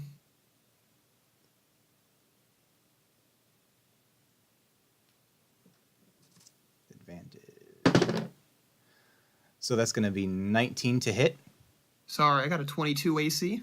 Oh, for real? You're a tiny little lizard. Yeah, I have, let's see, so 17 from my armor because it's studded armor plus dex, plus 1 for my fighting style, plus 4 for the expanded shield. Damn it. Okay. 22 AC. That's insane. He is going to... he Suck it, Gorgon, I got more armor than you. He knocks you to the ground, and he steps over you and goes another 10 feet. So he's currently 10 feet from Kit, and he is 40 feet from Treeberry and Ribrex. Ramsraj. Ramsey's gonna Give me just a second. move up. Oh, I'm sorry. It's actually Jared's turn, and fortunately, Jared has a turn. He's not a sheep.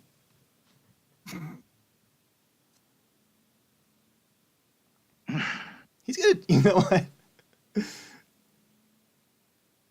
Jared's gonna try that again.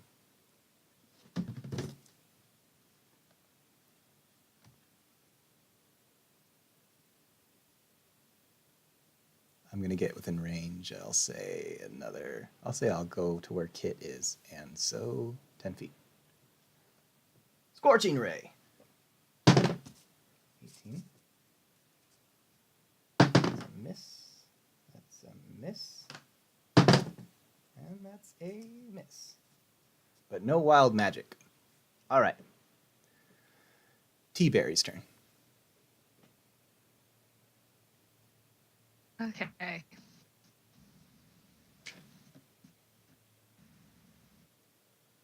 T-Berry has pretty much exhausted his options at this point. So he is going to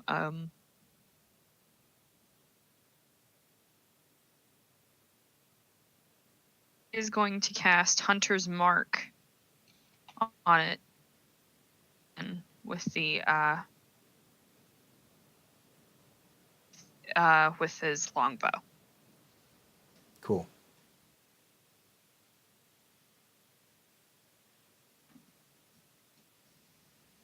I didn't hit it. These things are stupid hard to hit at low level.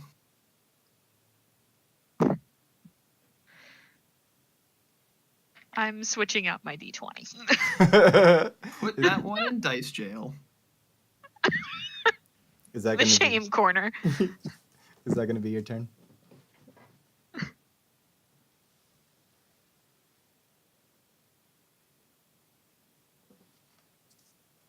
Aubrey? Yeah, that's going to be my turn. Next up is Taint, who is unconscious. So then we're back to Kit. All right, Kit's going to use half his movement to stand up. And move, so that's 15 feet. And then spend 10 feet to get up to the thing. And is there any... I don't think I've got anybody flanking right now, do I? No, he is on his own right now. Then I'm going to hold my action to wait and stab until I get back up. I don't know exactly how that works. You know that Jared was adjacent to you, right? But he's not adjacent to the creature, though. No, yeah. So he was 10 feet away. So I step up another 10 feet. They have to be next to the creature for it to matter. Cool. Okay. Yeah. So if the creature is a gigundus, as long as people are still next to it, it still counts. Oh, but okay. But if there's no one else, and like if you're looking at a grid in a square next to the enemy, then I don't get pack tactics. So just wait until. So if someone else comes up and it comes up within melee range of the Gorgon, Kit will then attack with them. Otherwise, basically, if no one comes up close, Kit won't attack. So that's the trade-off there. Gotcha. All right. So you're holding your action. Yep. Right. What do you want to do, Ramsrosh? You are 40 feet from this thing. 40. That's not a good number. Oh crap.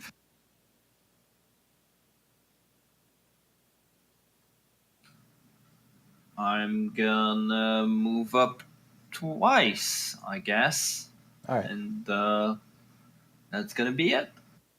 But moving up twice gives Kit the attack, I guess.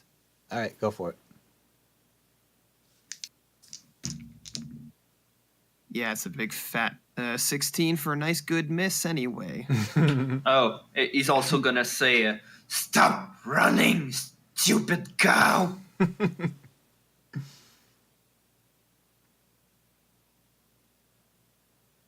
I feel like we're a bunch of rodeo clowns at this point. What do you want to do, Hiram? Okay. So I'm at the cart, within arm's reach of the old man, you'd say, right? Oh yeah. All right. Can you roll me a perception real quick? Sure. That's 14. You look down at his body and you notice that something fell right near his thigh, and it's a kind of a belt-sized bag, like a pouch, and you see a couple of your guys' gems spilled out. Yeah, I'm gonna grab the bag. Okay. And can I just look in it, see if there's anything else besides the gems? Yeah, it's all gems. There's no he Okay. didn't get to the gold or anything like that yet. Old man, what are you doing? And I push the tip of my wand into the back of his neck. Here's something I forgot. I need to roll a saving throw for his last turn, and if he succeeds, he becomes conscious at 1 health point. Is that correct? No, you need to succeed 3 to come back to consciousness. And not even come back to consciousness, just to be stable. Yeah. He's on death saving throws is what we're getting in meta here. Yeah, and let's see. I have not done a lot of these. Am I just rolling a d20 and that's the only? Yeah, a d20. 10 and under, you fail. 11 and more, you succeed. He succeeded that one, so that's 1. I'll mark 1. All right, continue, Hiram. Old man, can you hear me? The answer is no. Literally dying on the ground. Hey you. Okay. So I remember Hiram picked up just like a weapon once. I think it was a short sword. He's just gonna pull that puppy off his hip and hit the guy. I don't know the damage for it though. It doesn't I don't even matter. know. Yeah, there's no way to damage him. He's already Yeah, at 0. I'm But just if you- poking if this you- guy in the neck with the sword. That's 2 failed saves. Okay. Oh my god! Yeah. This poor son of a bitch! I don't think he knew what party he was getting himself into. He didn't know exactly what Hiram was like. Yeah, no. Hiram He's is. gonna turn around and go, "What the fuck?" I'm defending the party here, okay? Oh yeah, so we don't know that. I forgot. This is the first. Stop! that- Stop! He's already dead! This is the first that you guys are even seeing of this thing going on over by the carts. I mean, Kit's not even gonna see it. He's too focused on not getting trampled. Yeah, it makes I sense. yell out, "He is robbing us!" Also, I'm gonna spill some gems out like onto the guy's clothes. Just sprinkle some crack on him. Open and shut case, Johnson. So You're like planting evidence on a crime he did commit. Like this is like the most corrupt offices of Chicago PD right here. Of course, what should I do with the guy actually stealing shit? Well, take what he's stolen and spread it on its dead body. make it look more obvious What? that he was stealing. Oh man. I'm gonna make sure that the glove fits this time. Oh my god. Okay. Well, that seems like that's your turn.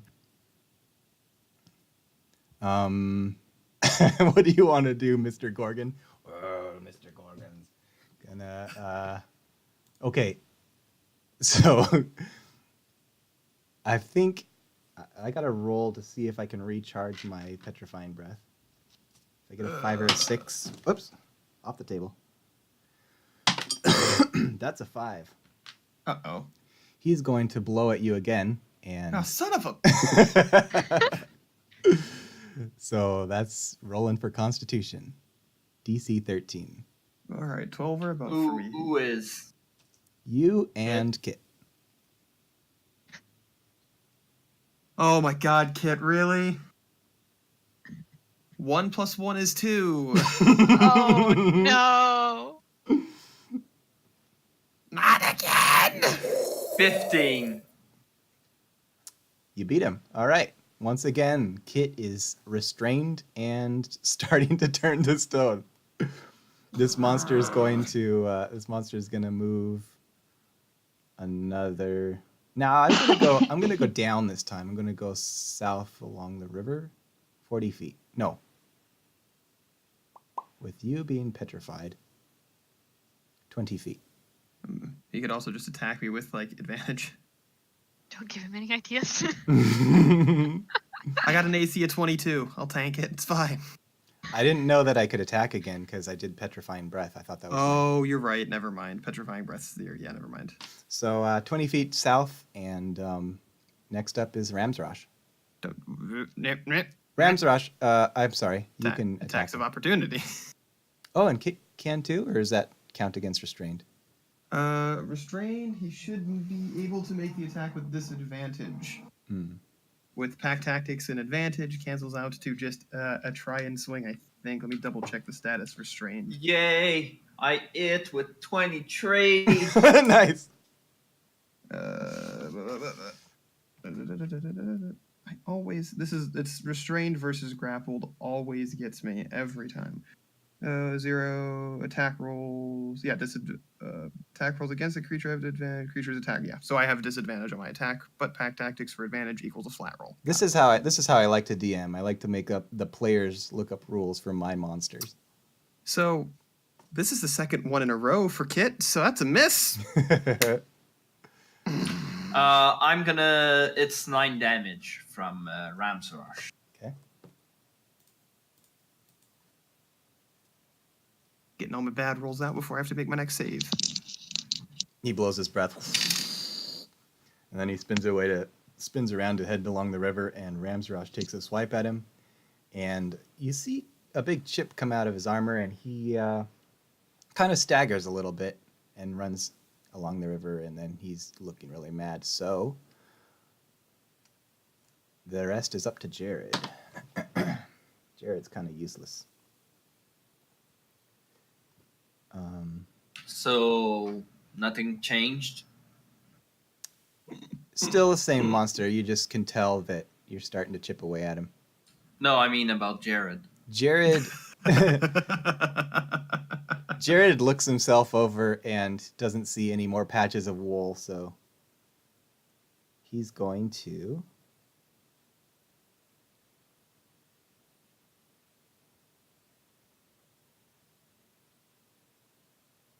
let me see what Witch Bolt does.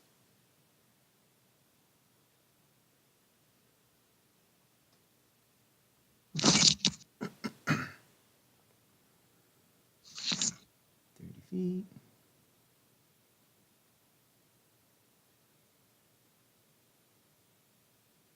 try that.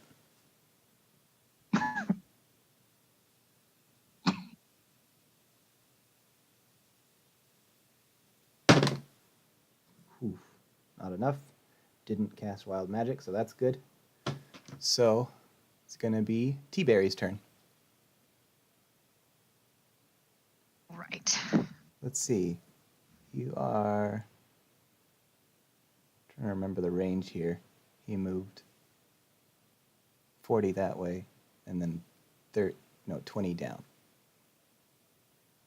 So you're like 60 feet away from him? Wait, doesn't that mean we skipped the berry turns last time? Did Since the monster went twice since she went? we? What did you do last turn, T-Berry? I cast Hunter's Mark.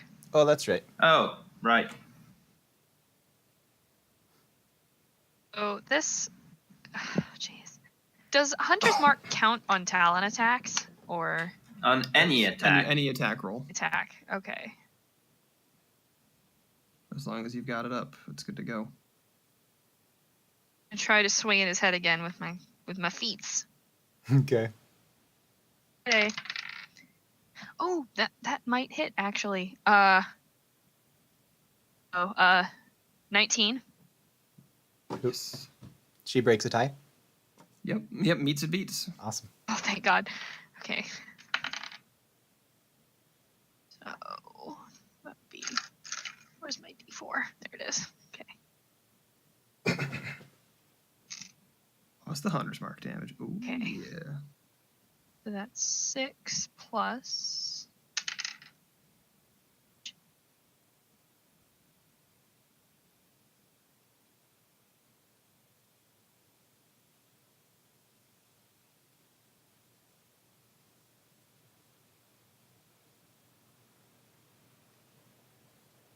Did you cut out? I heard 6 plus. 6 plus 1. That was 7 damage. Nice. Don't Hunter Mark gives you bonus damage. That's that was the bonus damage using a claw. Oh.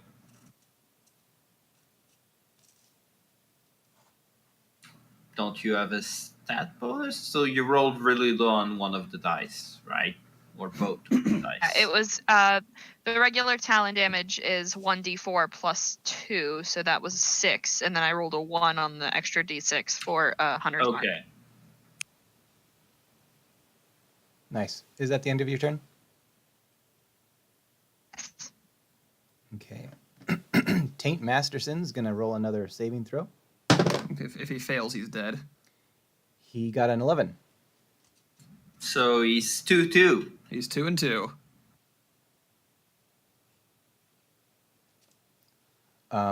He rolled a saving throw and rolled a saving throw, but then Hiram hit him.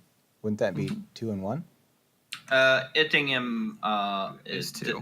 It's 2 in the penalties. It's 2 fail. Right Yeah. on. Man, he is on the brink of death. We'll see what happens. What do you want to do, Kit? Not get petrified since he's not within range. That's right. Let's see. So let's see. So he's not within range of it anymore since it has moved. What can? Yup. Okay. Looks like I'm just gonna attempt to save against it because there's nothing Kit can do at this range. Oh, please. I got my 2 1s in a row out before this roll. Let's get this out. Please don't turn into a statue, Kit. Son of a bitch. 5 plus 1, 6. Kit is a statue. I'm gonna get you. Oh. That's so bad. Kit is now 1 statue boy. That's horrible. He's not dead, he's just petrified. So it's not as bad as needing to be resurrected until someone shatters him. Oh, man. Okay. So Kit is now a statue, rapier brandished in a less than dignified manner. Well, what do you want to do, Ramsrush? Ramsrush has his back to Kit, so he doesn't know yet that his friend is petrified.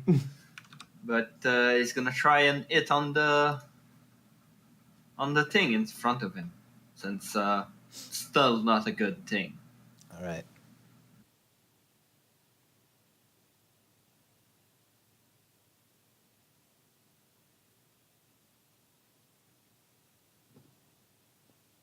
And I'm gonna miss, but I'm gonna use my action surge to get a second attack this turn. Awesome.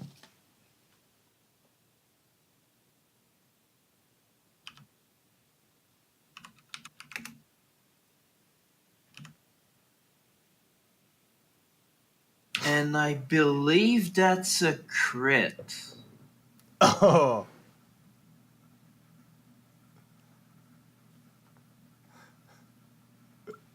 Or not. It might be level 4. Let me just look it up quick. Because it's a 19, and I know Warrior gets a thing that makes crit more Okay. easier. I mean,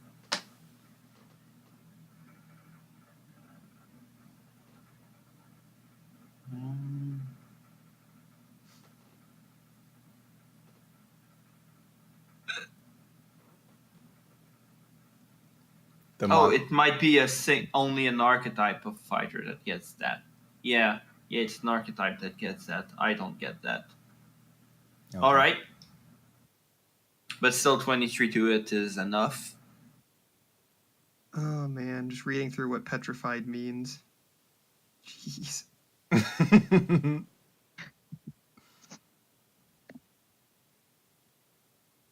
For 9 damage. Oh man.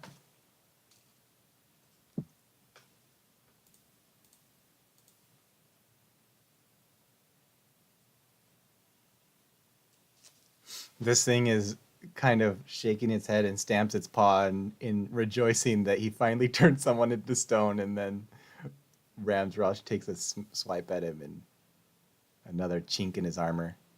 And we move on to Hiram. Yeah, by the way, Ramsrush is using a warmer. So. I guess it was kind of a double swing because you missed the first time and then you came back with a... Oh, so it was a big shattering of his armor. It cracked his armor. Yeah, it's basically a bit of wood with a big stone. Down to the bare bone basics. Or, oh no, it's a bone one, right? So. What are you doing, Hiram? What am I gonna do? Yeah. I'm gonna step back a few steps. Well, I'm gonna pull his body like out from the You're still messing with this guy while all your friends get turned to stone. Yeah. And he's not moving like I don't know this, but he's basically dead, right? Oh, pretty much. He's on his way.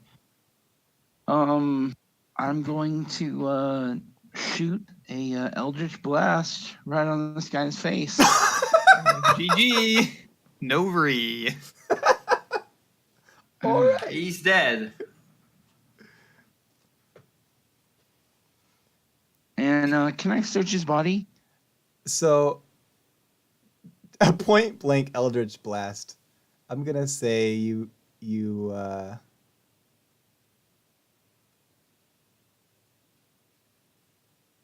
I'm trying to think. You singed the whole back of that one hunter that was running away from the cave, and you just did a point blank on his face. So basically, his entire face is gone. Like you just burned the shit out of this guy. And if there was a forensics investigation, they would have to check his fingerprints because there's nothing left of his face or his teeth or anything.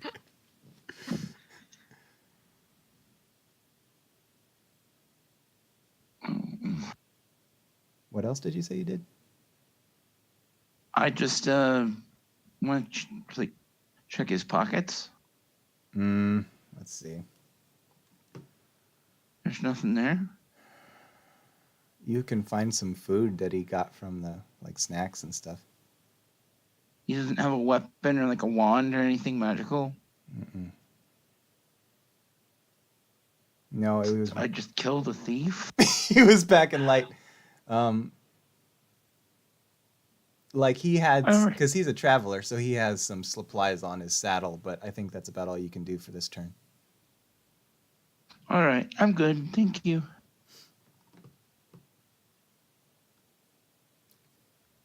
The Gorgon.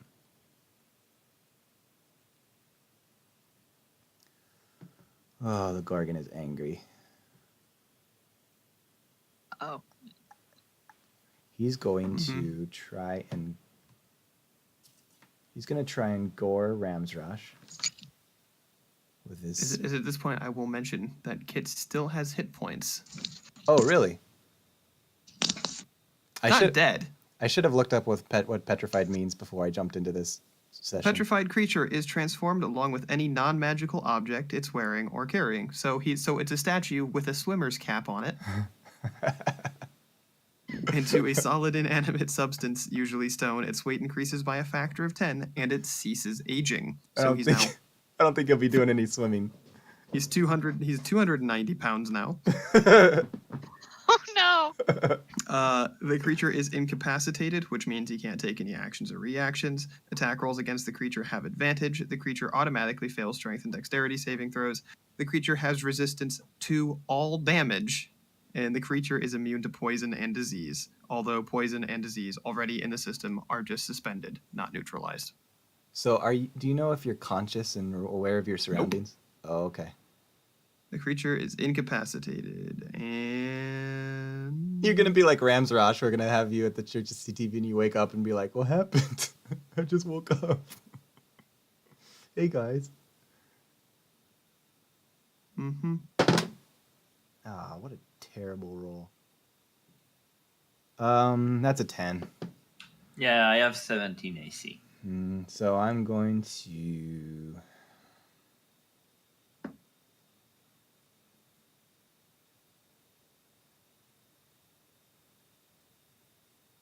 He's going to do 20 feet down. He's going to go 40 feet west. So he is... You haven't moved yet, T-Berry, right? You've just been shooting air. Oh, you did a claw attack. You were adjacent to him, correct? Yes. Okay. Yeah, he'll go 40 feet west. He's 40 feet from you guys now. And Jared's going to get... Jared? Yeah, Jared's going to get within... My attack of opportunity miss. I'm sorry, I forgot about that. And you should take one too, T-Berry. What was that again? You should Sorry? you should take an attack of opportunity too. All right, that'll be... I'll do an arrow attack with that one. Attack of opportunity are melee attacks. Oh, fuck. Okay, then that'll be another talon. Do you want me to reroll? Yeah, I probably should. Well, oh, that was just your attack roll? Yeah. What was it? That'll be 18, 22. That's a hit. Roll damage.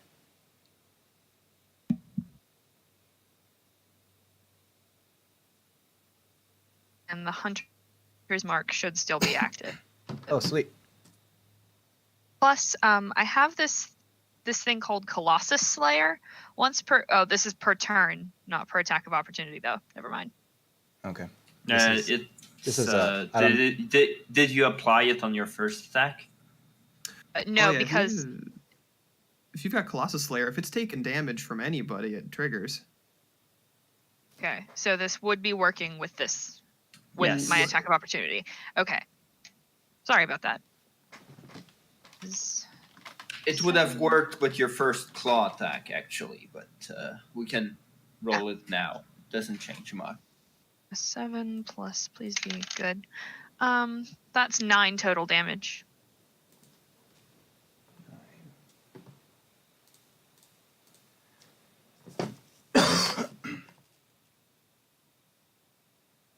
A mighty claw.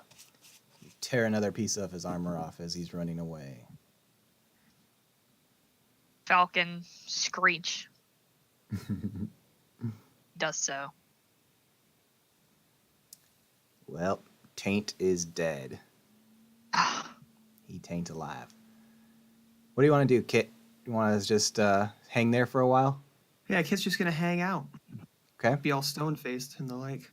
That's not very helpful, you know. You're Yeah, not much of a I team know. player right now. Can't. Yeah, I know. He's slacking. Rams Rush? Well, I imagine turning. I see my friend being turned into stone. Yes, sir. Ramsrush's gonna scream out of anger and try to rush the creature. But since it's further than my movement, I need to use a dash action so I can attack. It's great.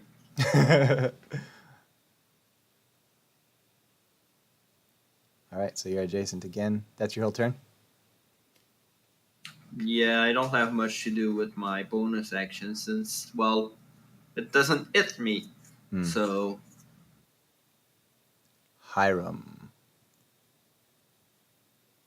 Yes. So I'm gonna.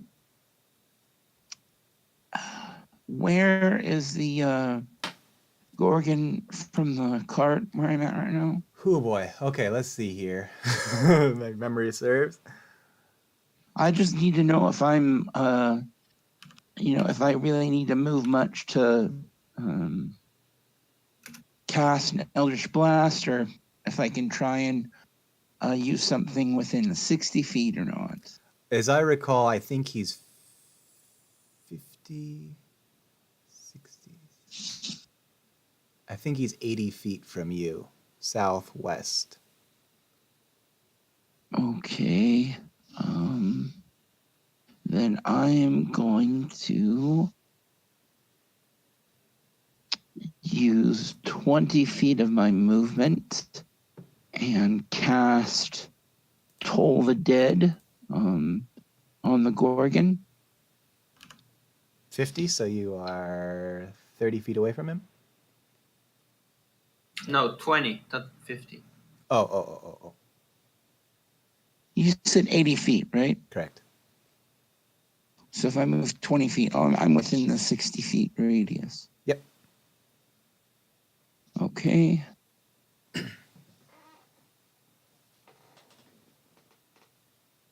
And I don't even have to roll. It just has to make a wisdom saving throw. Wisdom. 16. Damn. Okay. That's your turn? Yes. The Gorgon. It's nullified on the saved. What's that? Does it has any effect when he saves, or is it completely nothing? Your spell. Yeah, no effect if he makes a save. Okay. Okay. He's going to turn around and he's going to try to do his trampoline charge on... Actually, let me do a quick... See if I can recharge my breath. I cannot. So he's going to do a trample charge on T-Berry. Oh, no. Tiberi is flying. Is she? No, I'm not because I landed after the attack. Oh, Okay. so he provokes from me then. Again. Yep.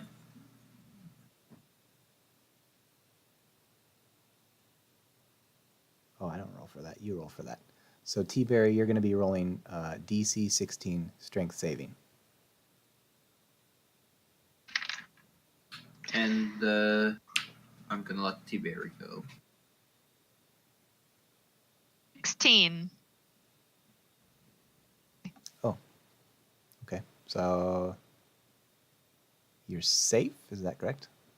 16 and 16? Yes, 16 and 16 is safe. All right. What's your attack of opportunity do? I hit with a 19. Oh, damn. And I deal 5 damage. Fiver.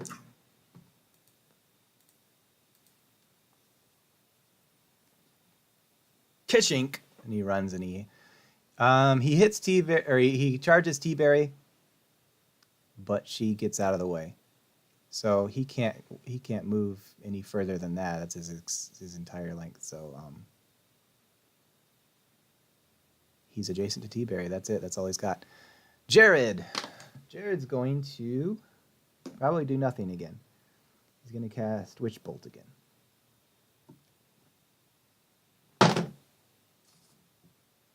Not enough. All right. T-Berry, what do you want to do?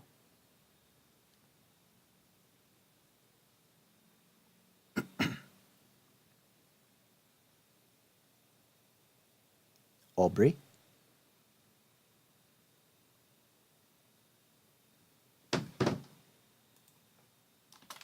Did you cut again?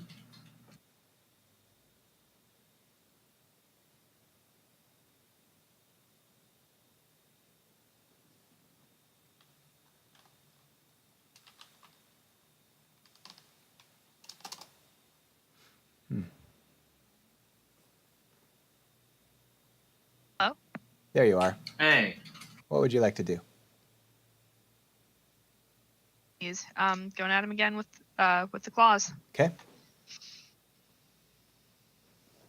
Dang. The 9. Ah.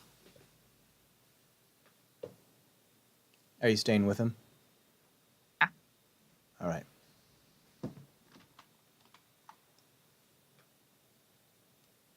Taint is dead. Kit is frozen. Ram's Rush. Can I move up and attack, or is it too far from me? Oh, that's another 40, so. I'm gonna move up. All right. Hiram? Let's see. I was gonna read about this spell. No, I'm not. I'm way too far away. I'm gonna throw another Toll of the Dead at him. Okay.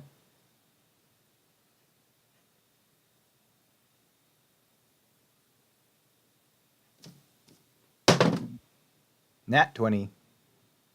Damn. And then I'm just gonna use my movement to run away. All 30 right. feet. So you're 30 feet from him. Okay. The Gorgon's going to recharge his breath. That's a 5. He's got it back. He blows breath on T-Berry and Ram's Rush. Uh-oh. Oh God. Are you think he can? It's us both at the same time. Well, let's see. He charged her. I'm pretty sure it charged her, and I and came you- up you behind it. Came up so- behind him. Okay. I will say he blasted the one in front of him. No. You know what? You're the last one to hit him. He's kind of dull-witted, so he's going to breathe it on you. DC 13 con. 19. Nice. Nice. Yeah, con is my best save, so. Nicely done. Okay. That's his Wish Kit could say the same. that's his action. Did T-Berry have to make one?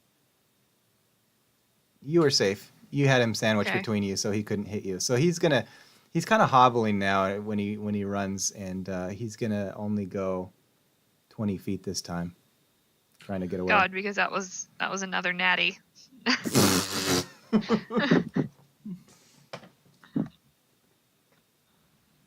2 attacks of opportunity, please. 21. Does that it? Yes.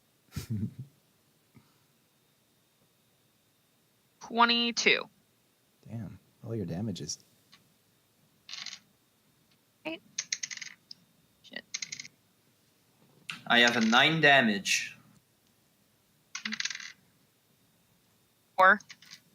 A 4? Yeah, those were some low rolls. Need to be destroyed. On his way out, you've been taking chunks off his armor, and you finally draw blood, and he's leaking out the back. a steady stream going down his leg. So, looks like Jared's turn. Another worthless turn for Jared. Witch Bolt. Not enough. All right. T-Berry.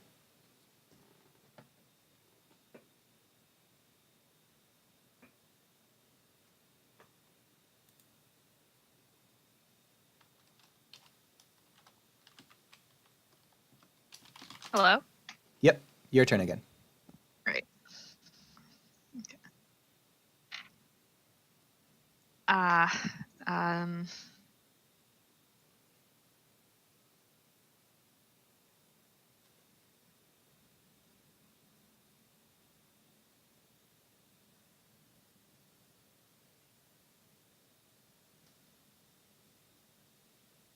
I see your green circle, but I don't hear your voice.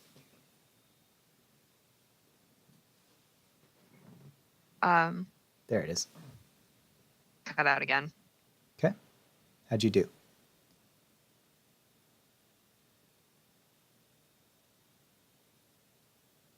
Again, you're cutting out. Okay, that was an 18. I don't Oh. think that hit. Not quite, nope. Okay. T-Berry. Taint Kit Ram's Rush. He is looking really bad. I move up and attack.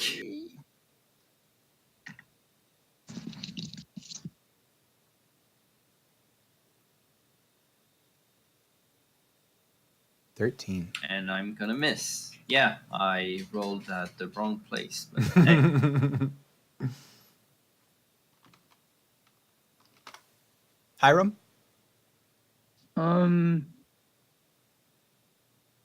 Let's see. I'm just gonna cast Eldritch Blast on it. Because apparently that other spell is total crap.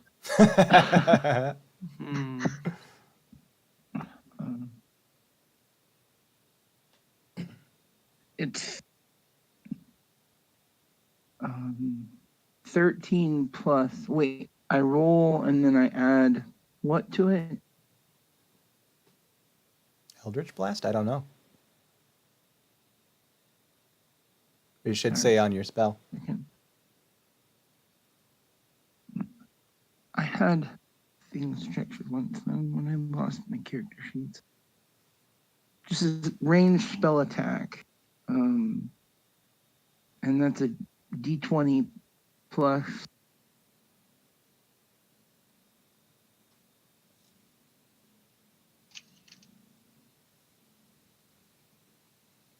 Done. That's just going to be a d20, so that's all it is. But you do hit, so what kind of damage do you?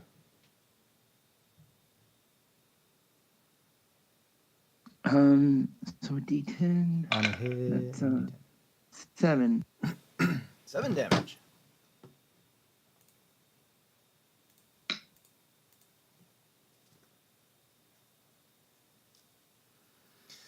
You do an Eldritch Blast, and this thing hits the Gorgon right in the side of the face, and he roars and kind of shakes it off, and he's looking smoky, and he's looking a little bit dazed and confused, like he's not really sure what to do next.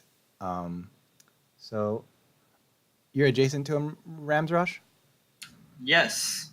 Okay, he's just gonna gore you. Or, well, he's not even gonna. Yeah, he's just gonna gore you. Let's see what he does.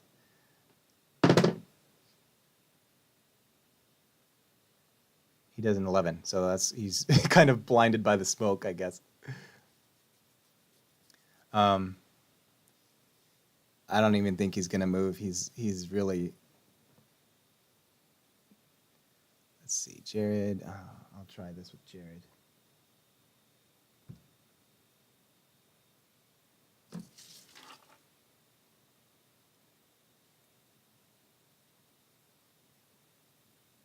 I have one more Witch Bolt. Still not enough. What do you want to do, T-Berry? You might get the. Sure. Well, I don't know if it's going to be the killing shot, but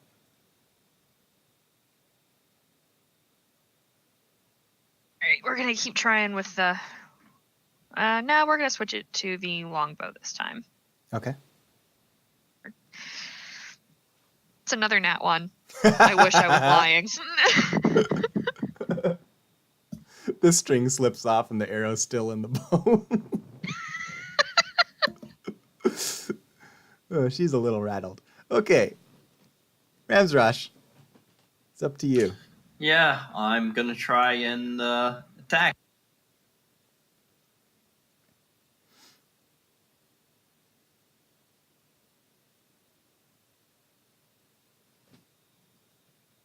And I miss.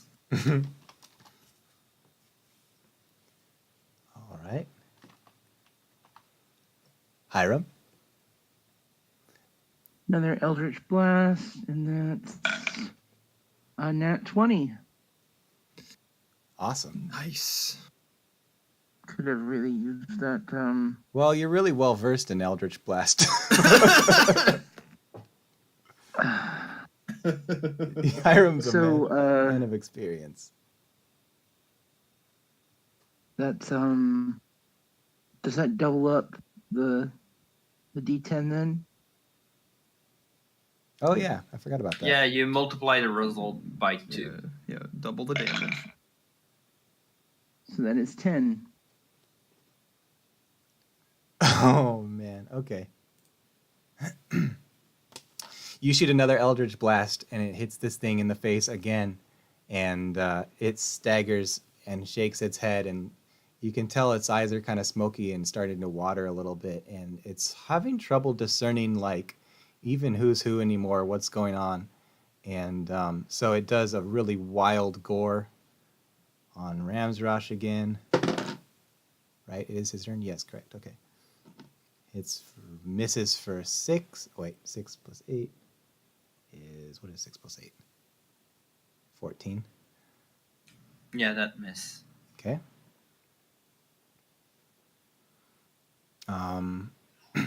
It's going to try and escape with anything, the last bit of health it has. So it breaks away and tries to go 40 feet west. What's your attack do? I miss barely. Oh, it's also going to try and recharge its breath. Nope, fails. That'll be a 22 with my longbow. Oh, shit. Okay. That's Longbow, that'll be a 25. That's your attack? Yeah. What's the damage?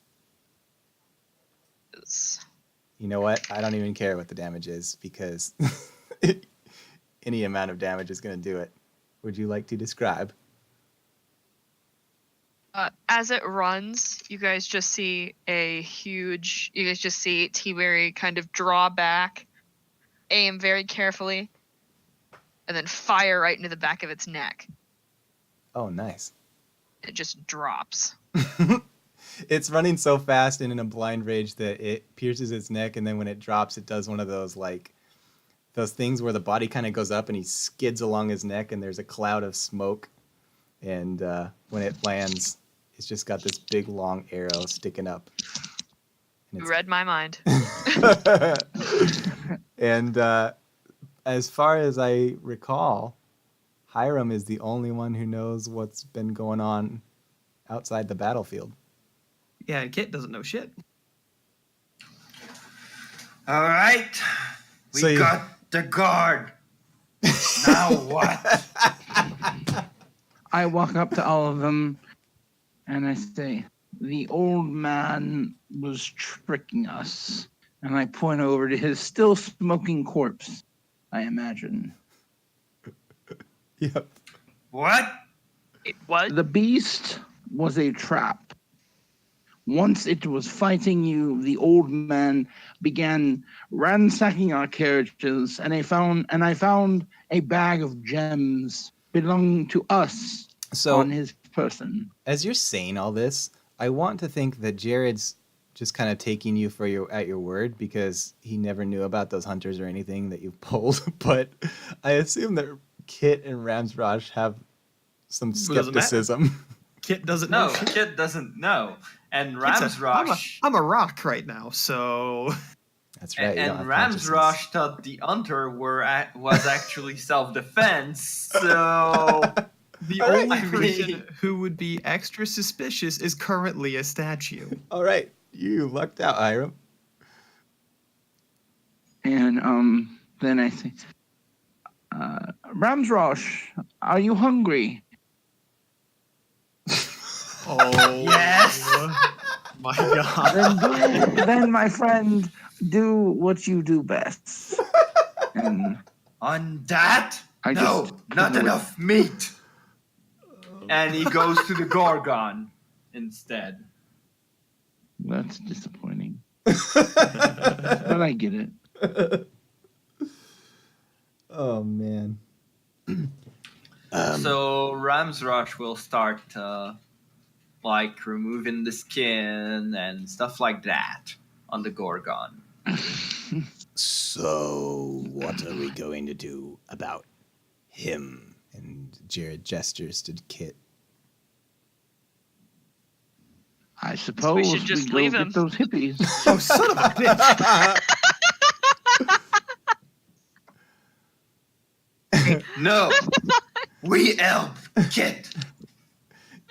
Jared walks over and kind of gives him a knock. Boom, boom, boom. I mean, he's got a rapier that turned to stone. You think he Probably super easy to break. You think he can hear us? You think he's dead? Jared puts his mouth up to Kit's. Sorry, that was gonna get really gay. He puts his hand up to Kit's mouth, and he doesn't feel any breathing or anything. So he assumes that if you are alive, there's Worst wizard ever. He doesn't even know the spell. Doesn't understand what petrification is. We may have to haul him somewhere. You understand. I could probably save him, but I think this is a very. You have nothing?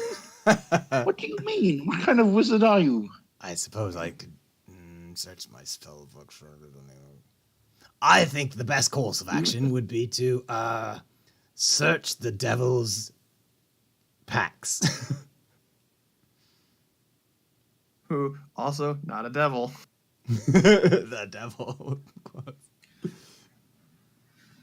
Well, Um. Ramsrush keep taking care of the Gorgon body, and once he's done with that, he puts the meat in a bag, the skin in another one. I assume I can do stuff with the skin. And then he goes, well, he was trying to rob us, but probably not the first one he did that to. Might be actual treasure in there. Yeah, I'll go up to the old man's horse, look through the saddlebags. I like the way you think, Ramsrush. I mean, in the cave, the Gorgon might have taken it.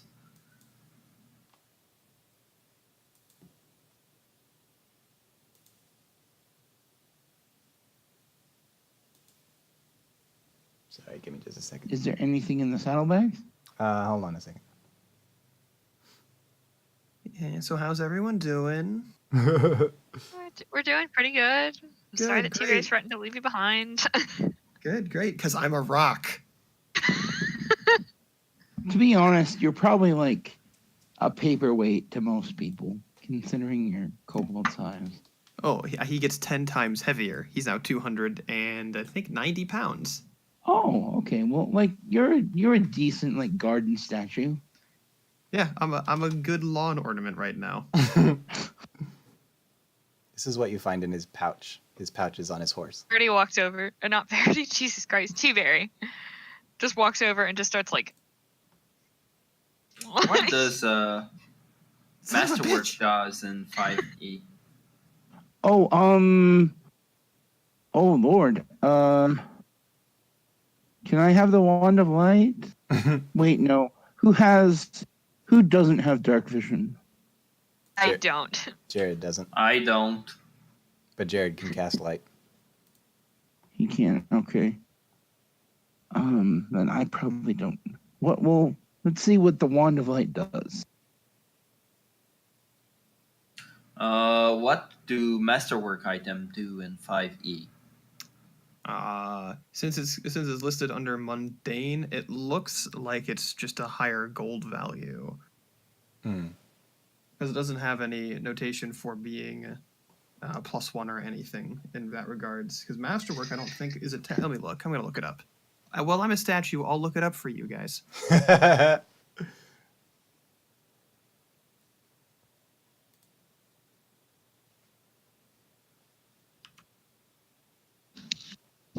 Do you guys actually believe that there was anything in that cave, or do you think you lied about that as well? I don't know.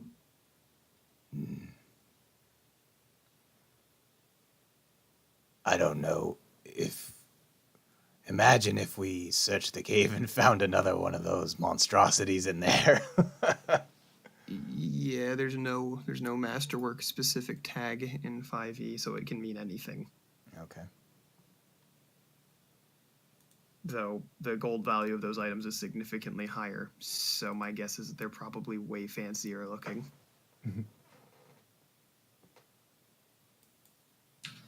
All right. Yeah, it looks like the wand of light just lets you use the light cantrip. So, yeah, do you want it, T-Berry, or someone? I don't Take it. know. Okay. He just holds out his hand, doesn't stop pecking Kit. Swing hand. Please, are you going to accidentally break Kit's rapier in this process? No, he's like, Because I'm telling you, that thing has got to be tiny. He's a small creature with a pointy stick that's now turned to stone. What is a nunchaku? No, the rapier is actually normal sized. Either way, have you seen how big a rapier is? Nunchaku are nunchucks.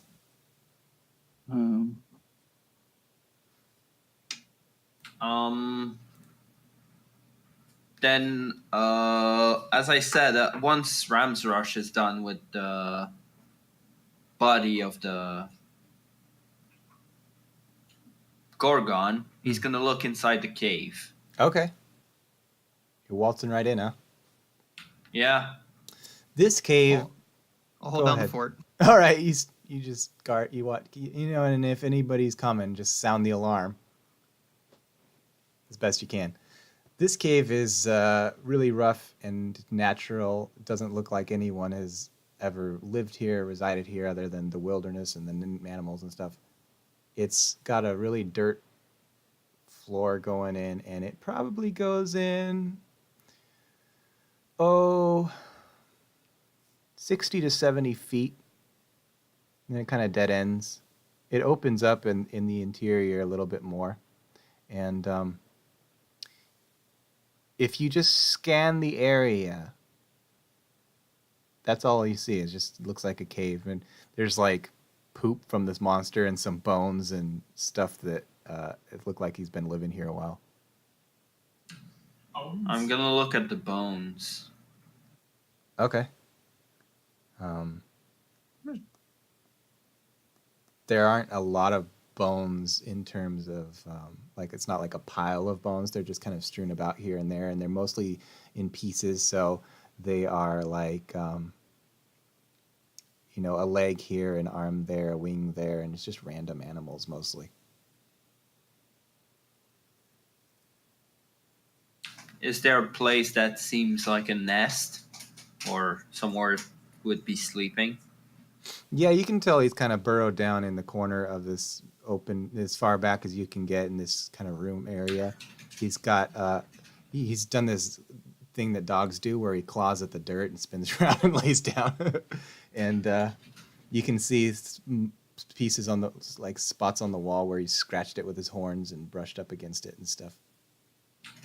All right, I'm gonna look there to see if I can't find anything of value. Well, that Ram's Rush would think as value, so you can interpret that as you wish. Roll an investigation.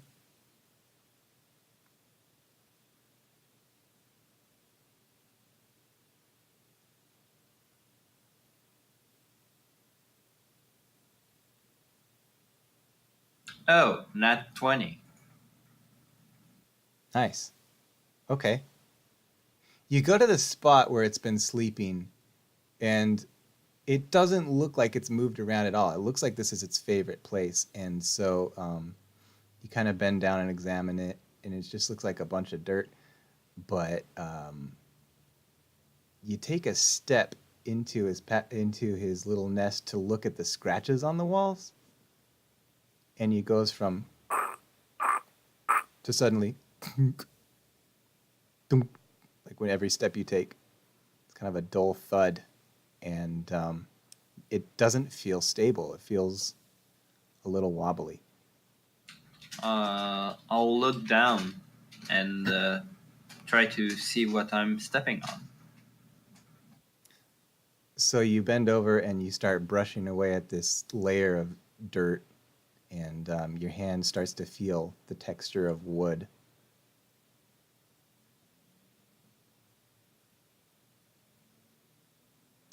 I try to dig out whatever the wood piece is. So you brush all this dirt off, and it takes just a moment because it's not a thick layer, and you find out that this monster has been sleeping on some sort of board that's just laying here, and when you lift it up, it doesn't go down too far, but maybe 3 feet deep. It was covering this hole. And so you push it aside and drop down in, and there are, let's see. When you go in, there's another skeleton, and this one is not strewn about. This one was like a full body skeleton, and he's cradling a box that's probably about the dimensions of a keyboard, a computer keyboard, but a little deeper. All right. And when you try to pick it up, it's heavy. Like there's a lock on it, and it's gotta be 80 pounds, maybe more. Ouch. That's very heavy. Is there anything else in that hole? That's it. Just a skeleton cradling his box. All right, then I'm gonna bring the box back up with me. All right. It's rattling as you go, and you get to the outside of the cave, and what do you want to do? I'm gonna toss it with the rest of the valuable. Yeah, okay. In the cart? Yep. All right. It lands with a huge thunk, and the cart kind of squeaks on its suspension. I don't know what you'd call that for a cart. Found a Navy box. Can probably sell that. When you get it out in the light out here and people are looking at it, it's the lock on it is really rusted and old, and the box has kind of got some weathered to it too, since it's just wood. Found this inside. Seemed important. Very interesting. So there was Person treasure. died with it in its end. I wonder what the story of this is. Well, we could try to break the lock. If only the wizard knew the knock spell. He doesn't. I know. I know, the wizard's useless, it's fine. Or if we had a rogue, or... We could always go the less elegant route and just smash the damn thing. I mean, that would be Kit's suggestion if he were with you. Ramsrosh, Would you like to take a whack with your bone club? All right. And he's just gonna put it on the ground and smack it with his club. I'm going to say this is a DC 15.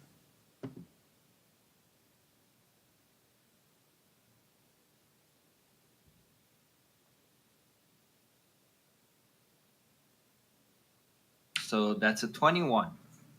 Oh, I was gonna say That'll that didn't do. work out. Anybody got a crowbar for that sweet, sweet advantage? You bust this lock off with a mighty swing of your bone, and it's so old that it just breaks right off. And then Jared carefully creaks open the lid, and you find it's full of gold pieces. You guys can't estimate how much it is, but if you were to count it, I'd say it's just a second.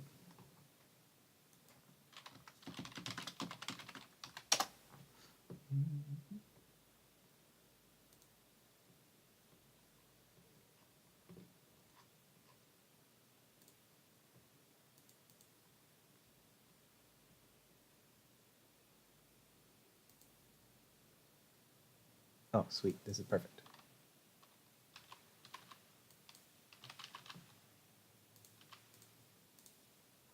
$4,623 gold. Whoa. Wow. Please, if anyone is listening to this, don't check my math about how much gold weighs, how much the box weighs. I have no idea. Slowly raises DMG. Hey,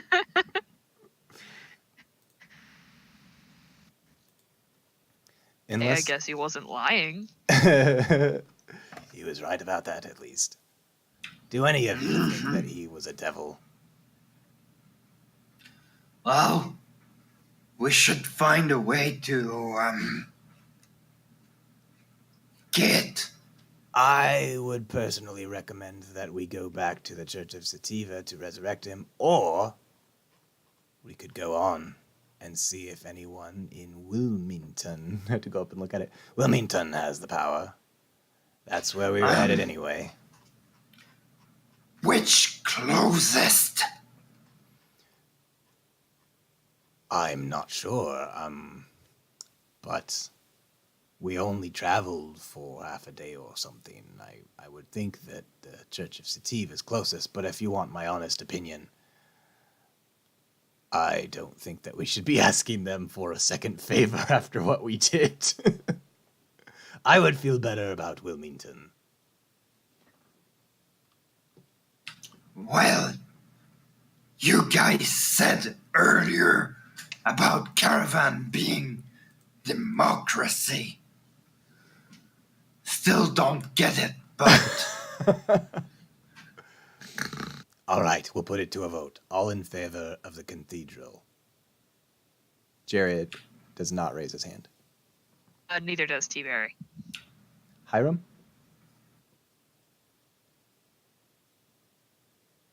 Oh, Hiram, you're muted. you're muted, Hiram. Give me a sec.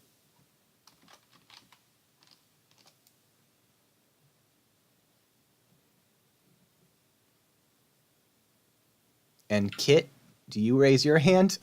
Kit's hand is raised by default because that's how he got frozen. All right, Kit's gonna vote for both places. He doesn't care. He just wants to be healed. 4,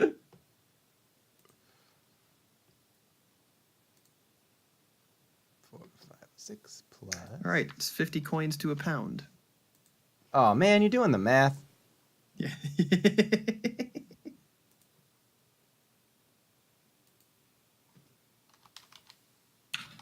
Ramsrush, still having no idea how voting works, is gonna I was all raise like, his hand both time.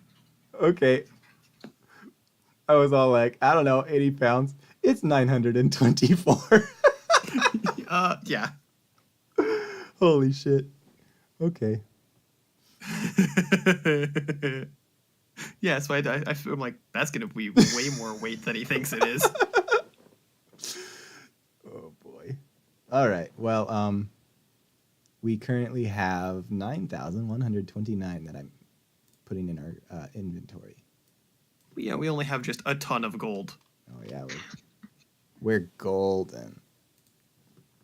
Literal ton of gold. I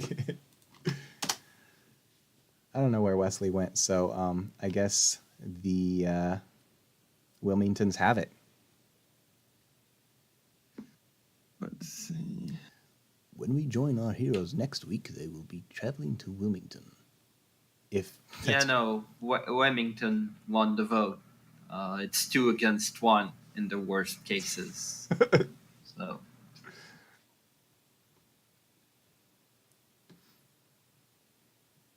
All right, I'm stopping the stream. Is there All right. anything else? All right. Any last words or anything you want to do? Yeah, I'm a Nah. rock. And you rock. Ah.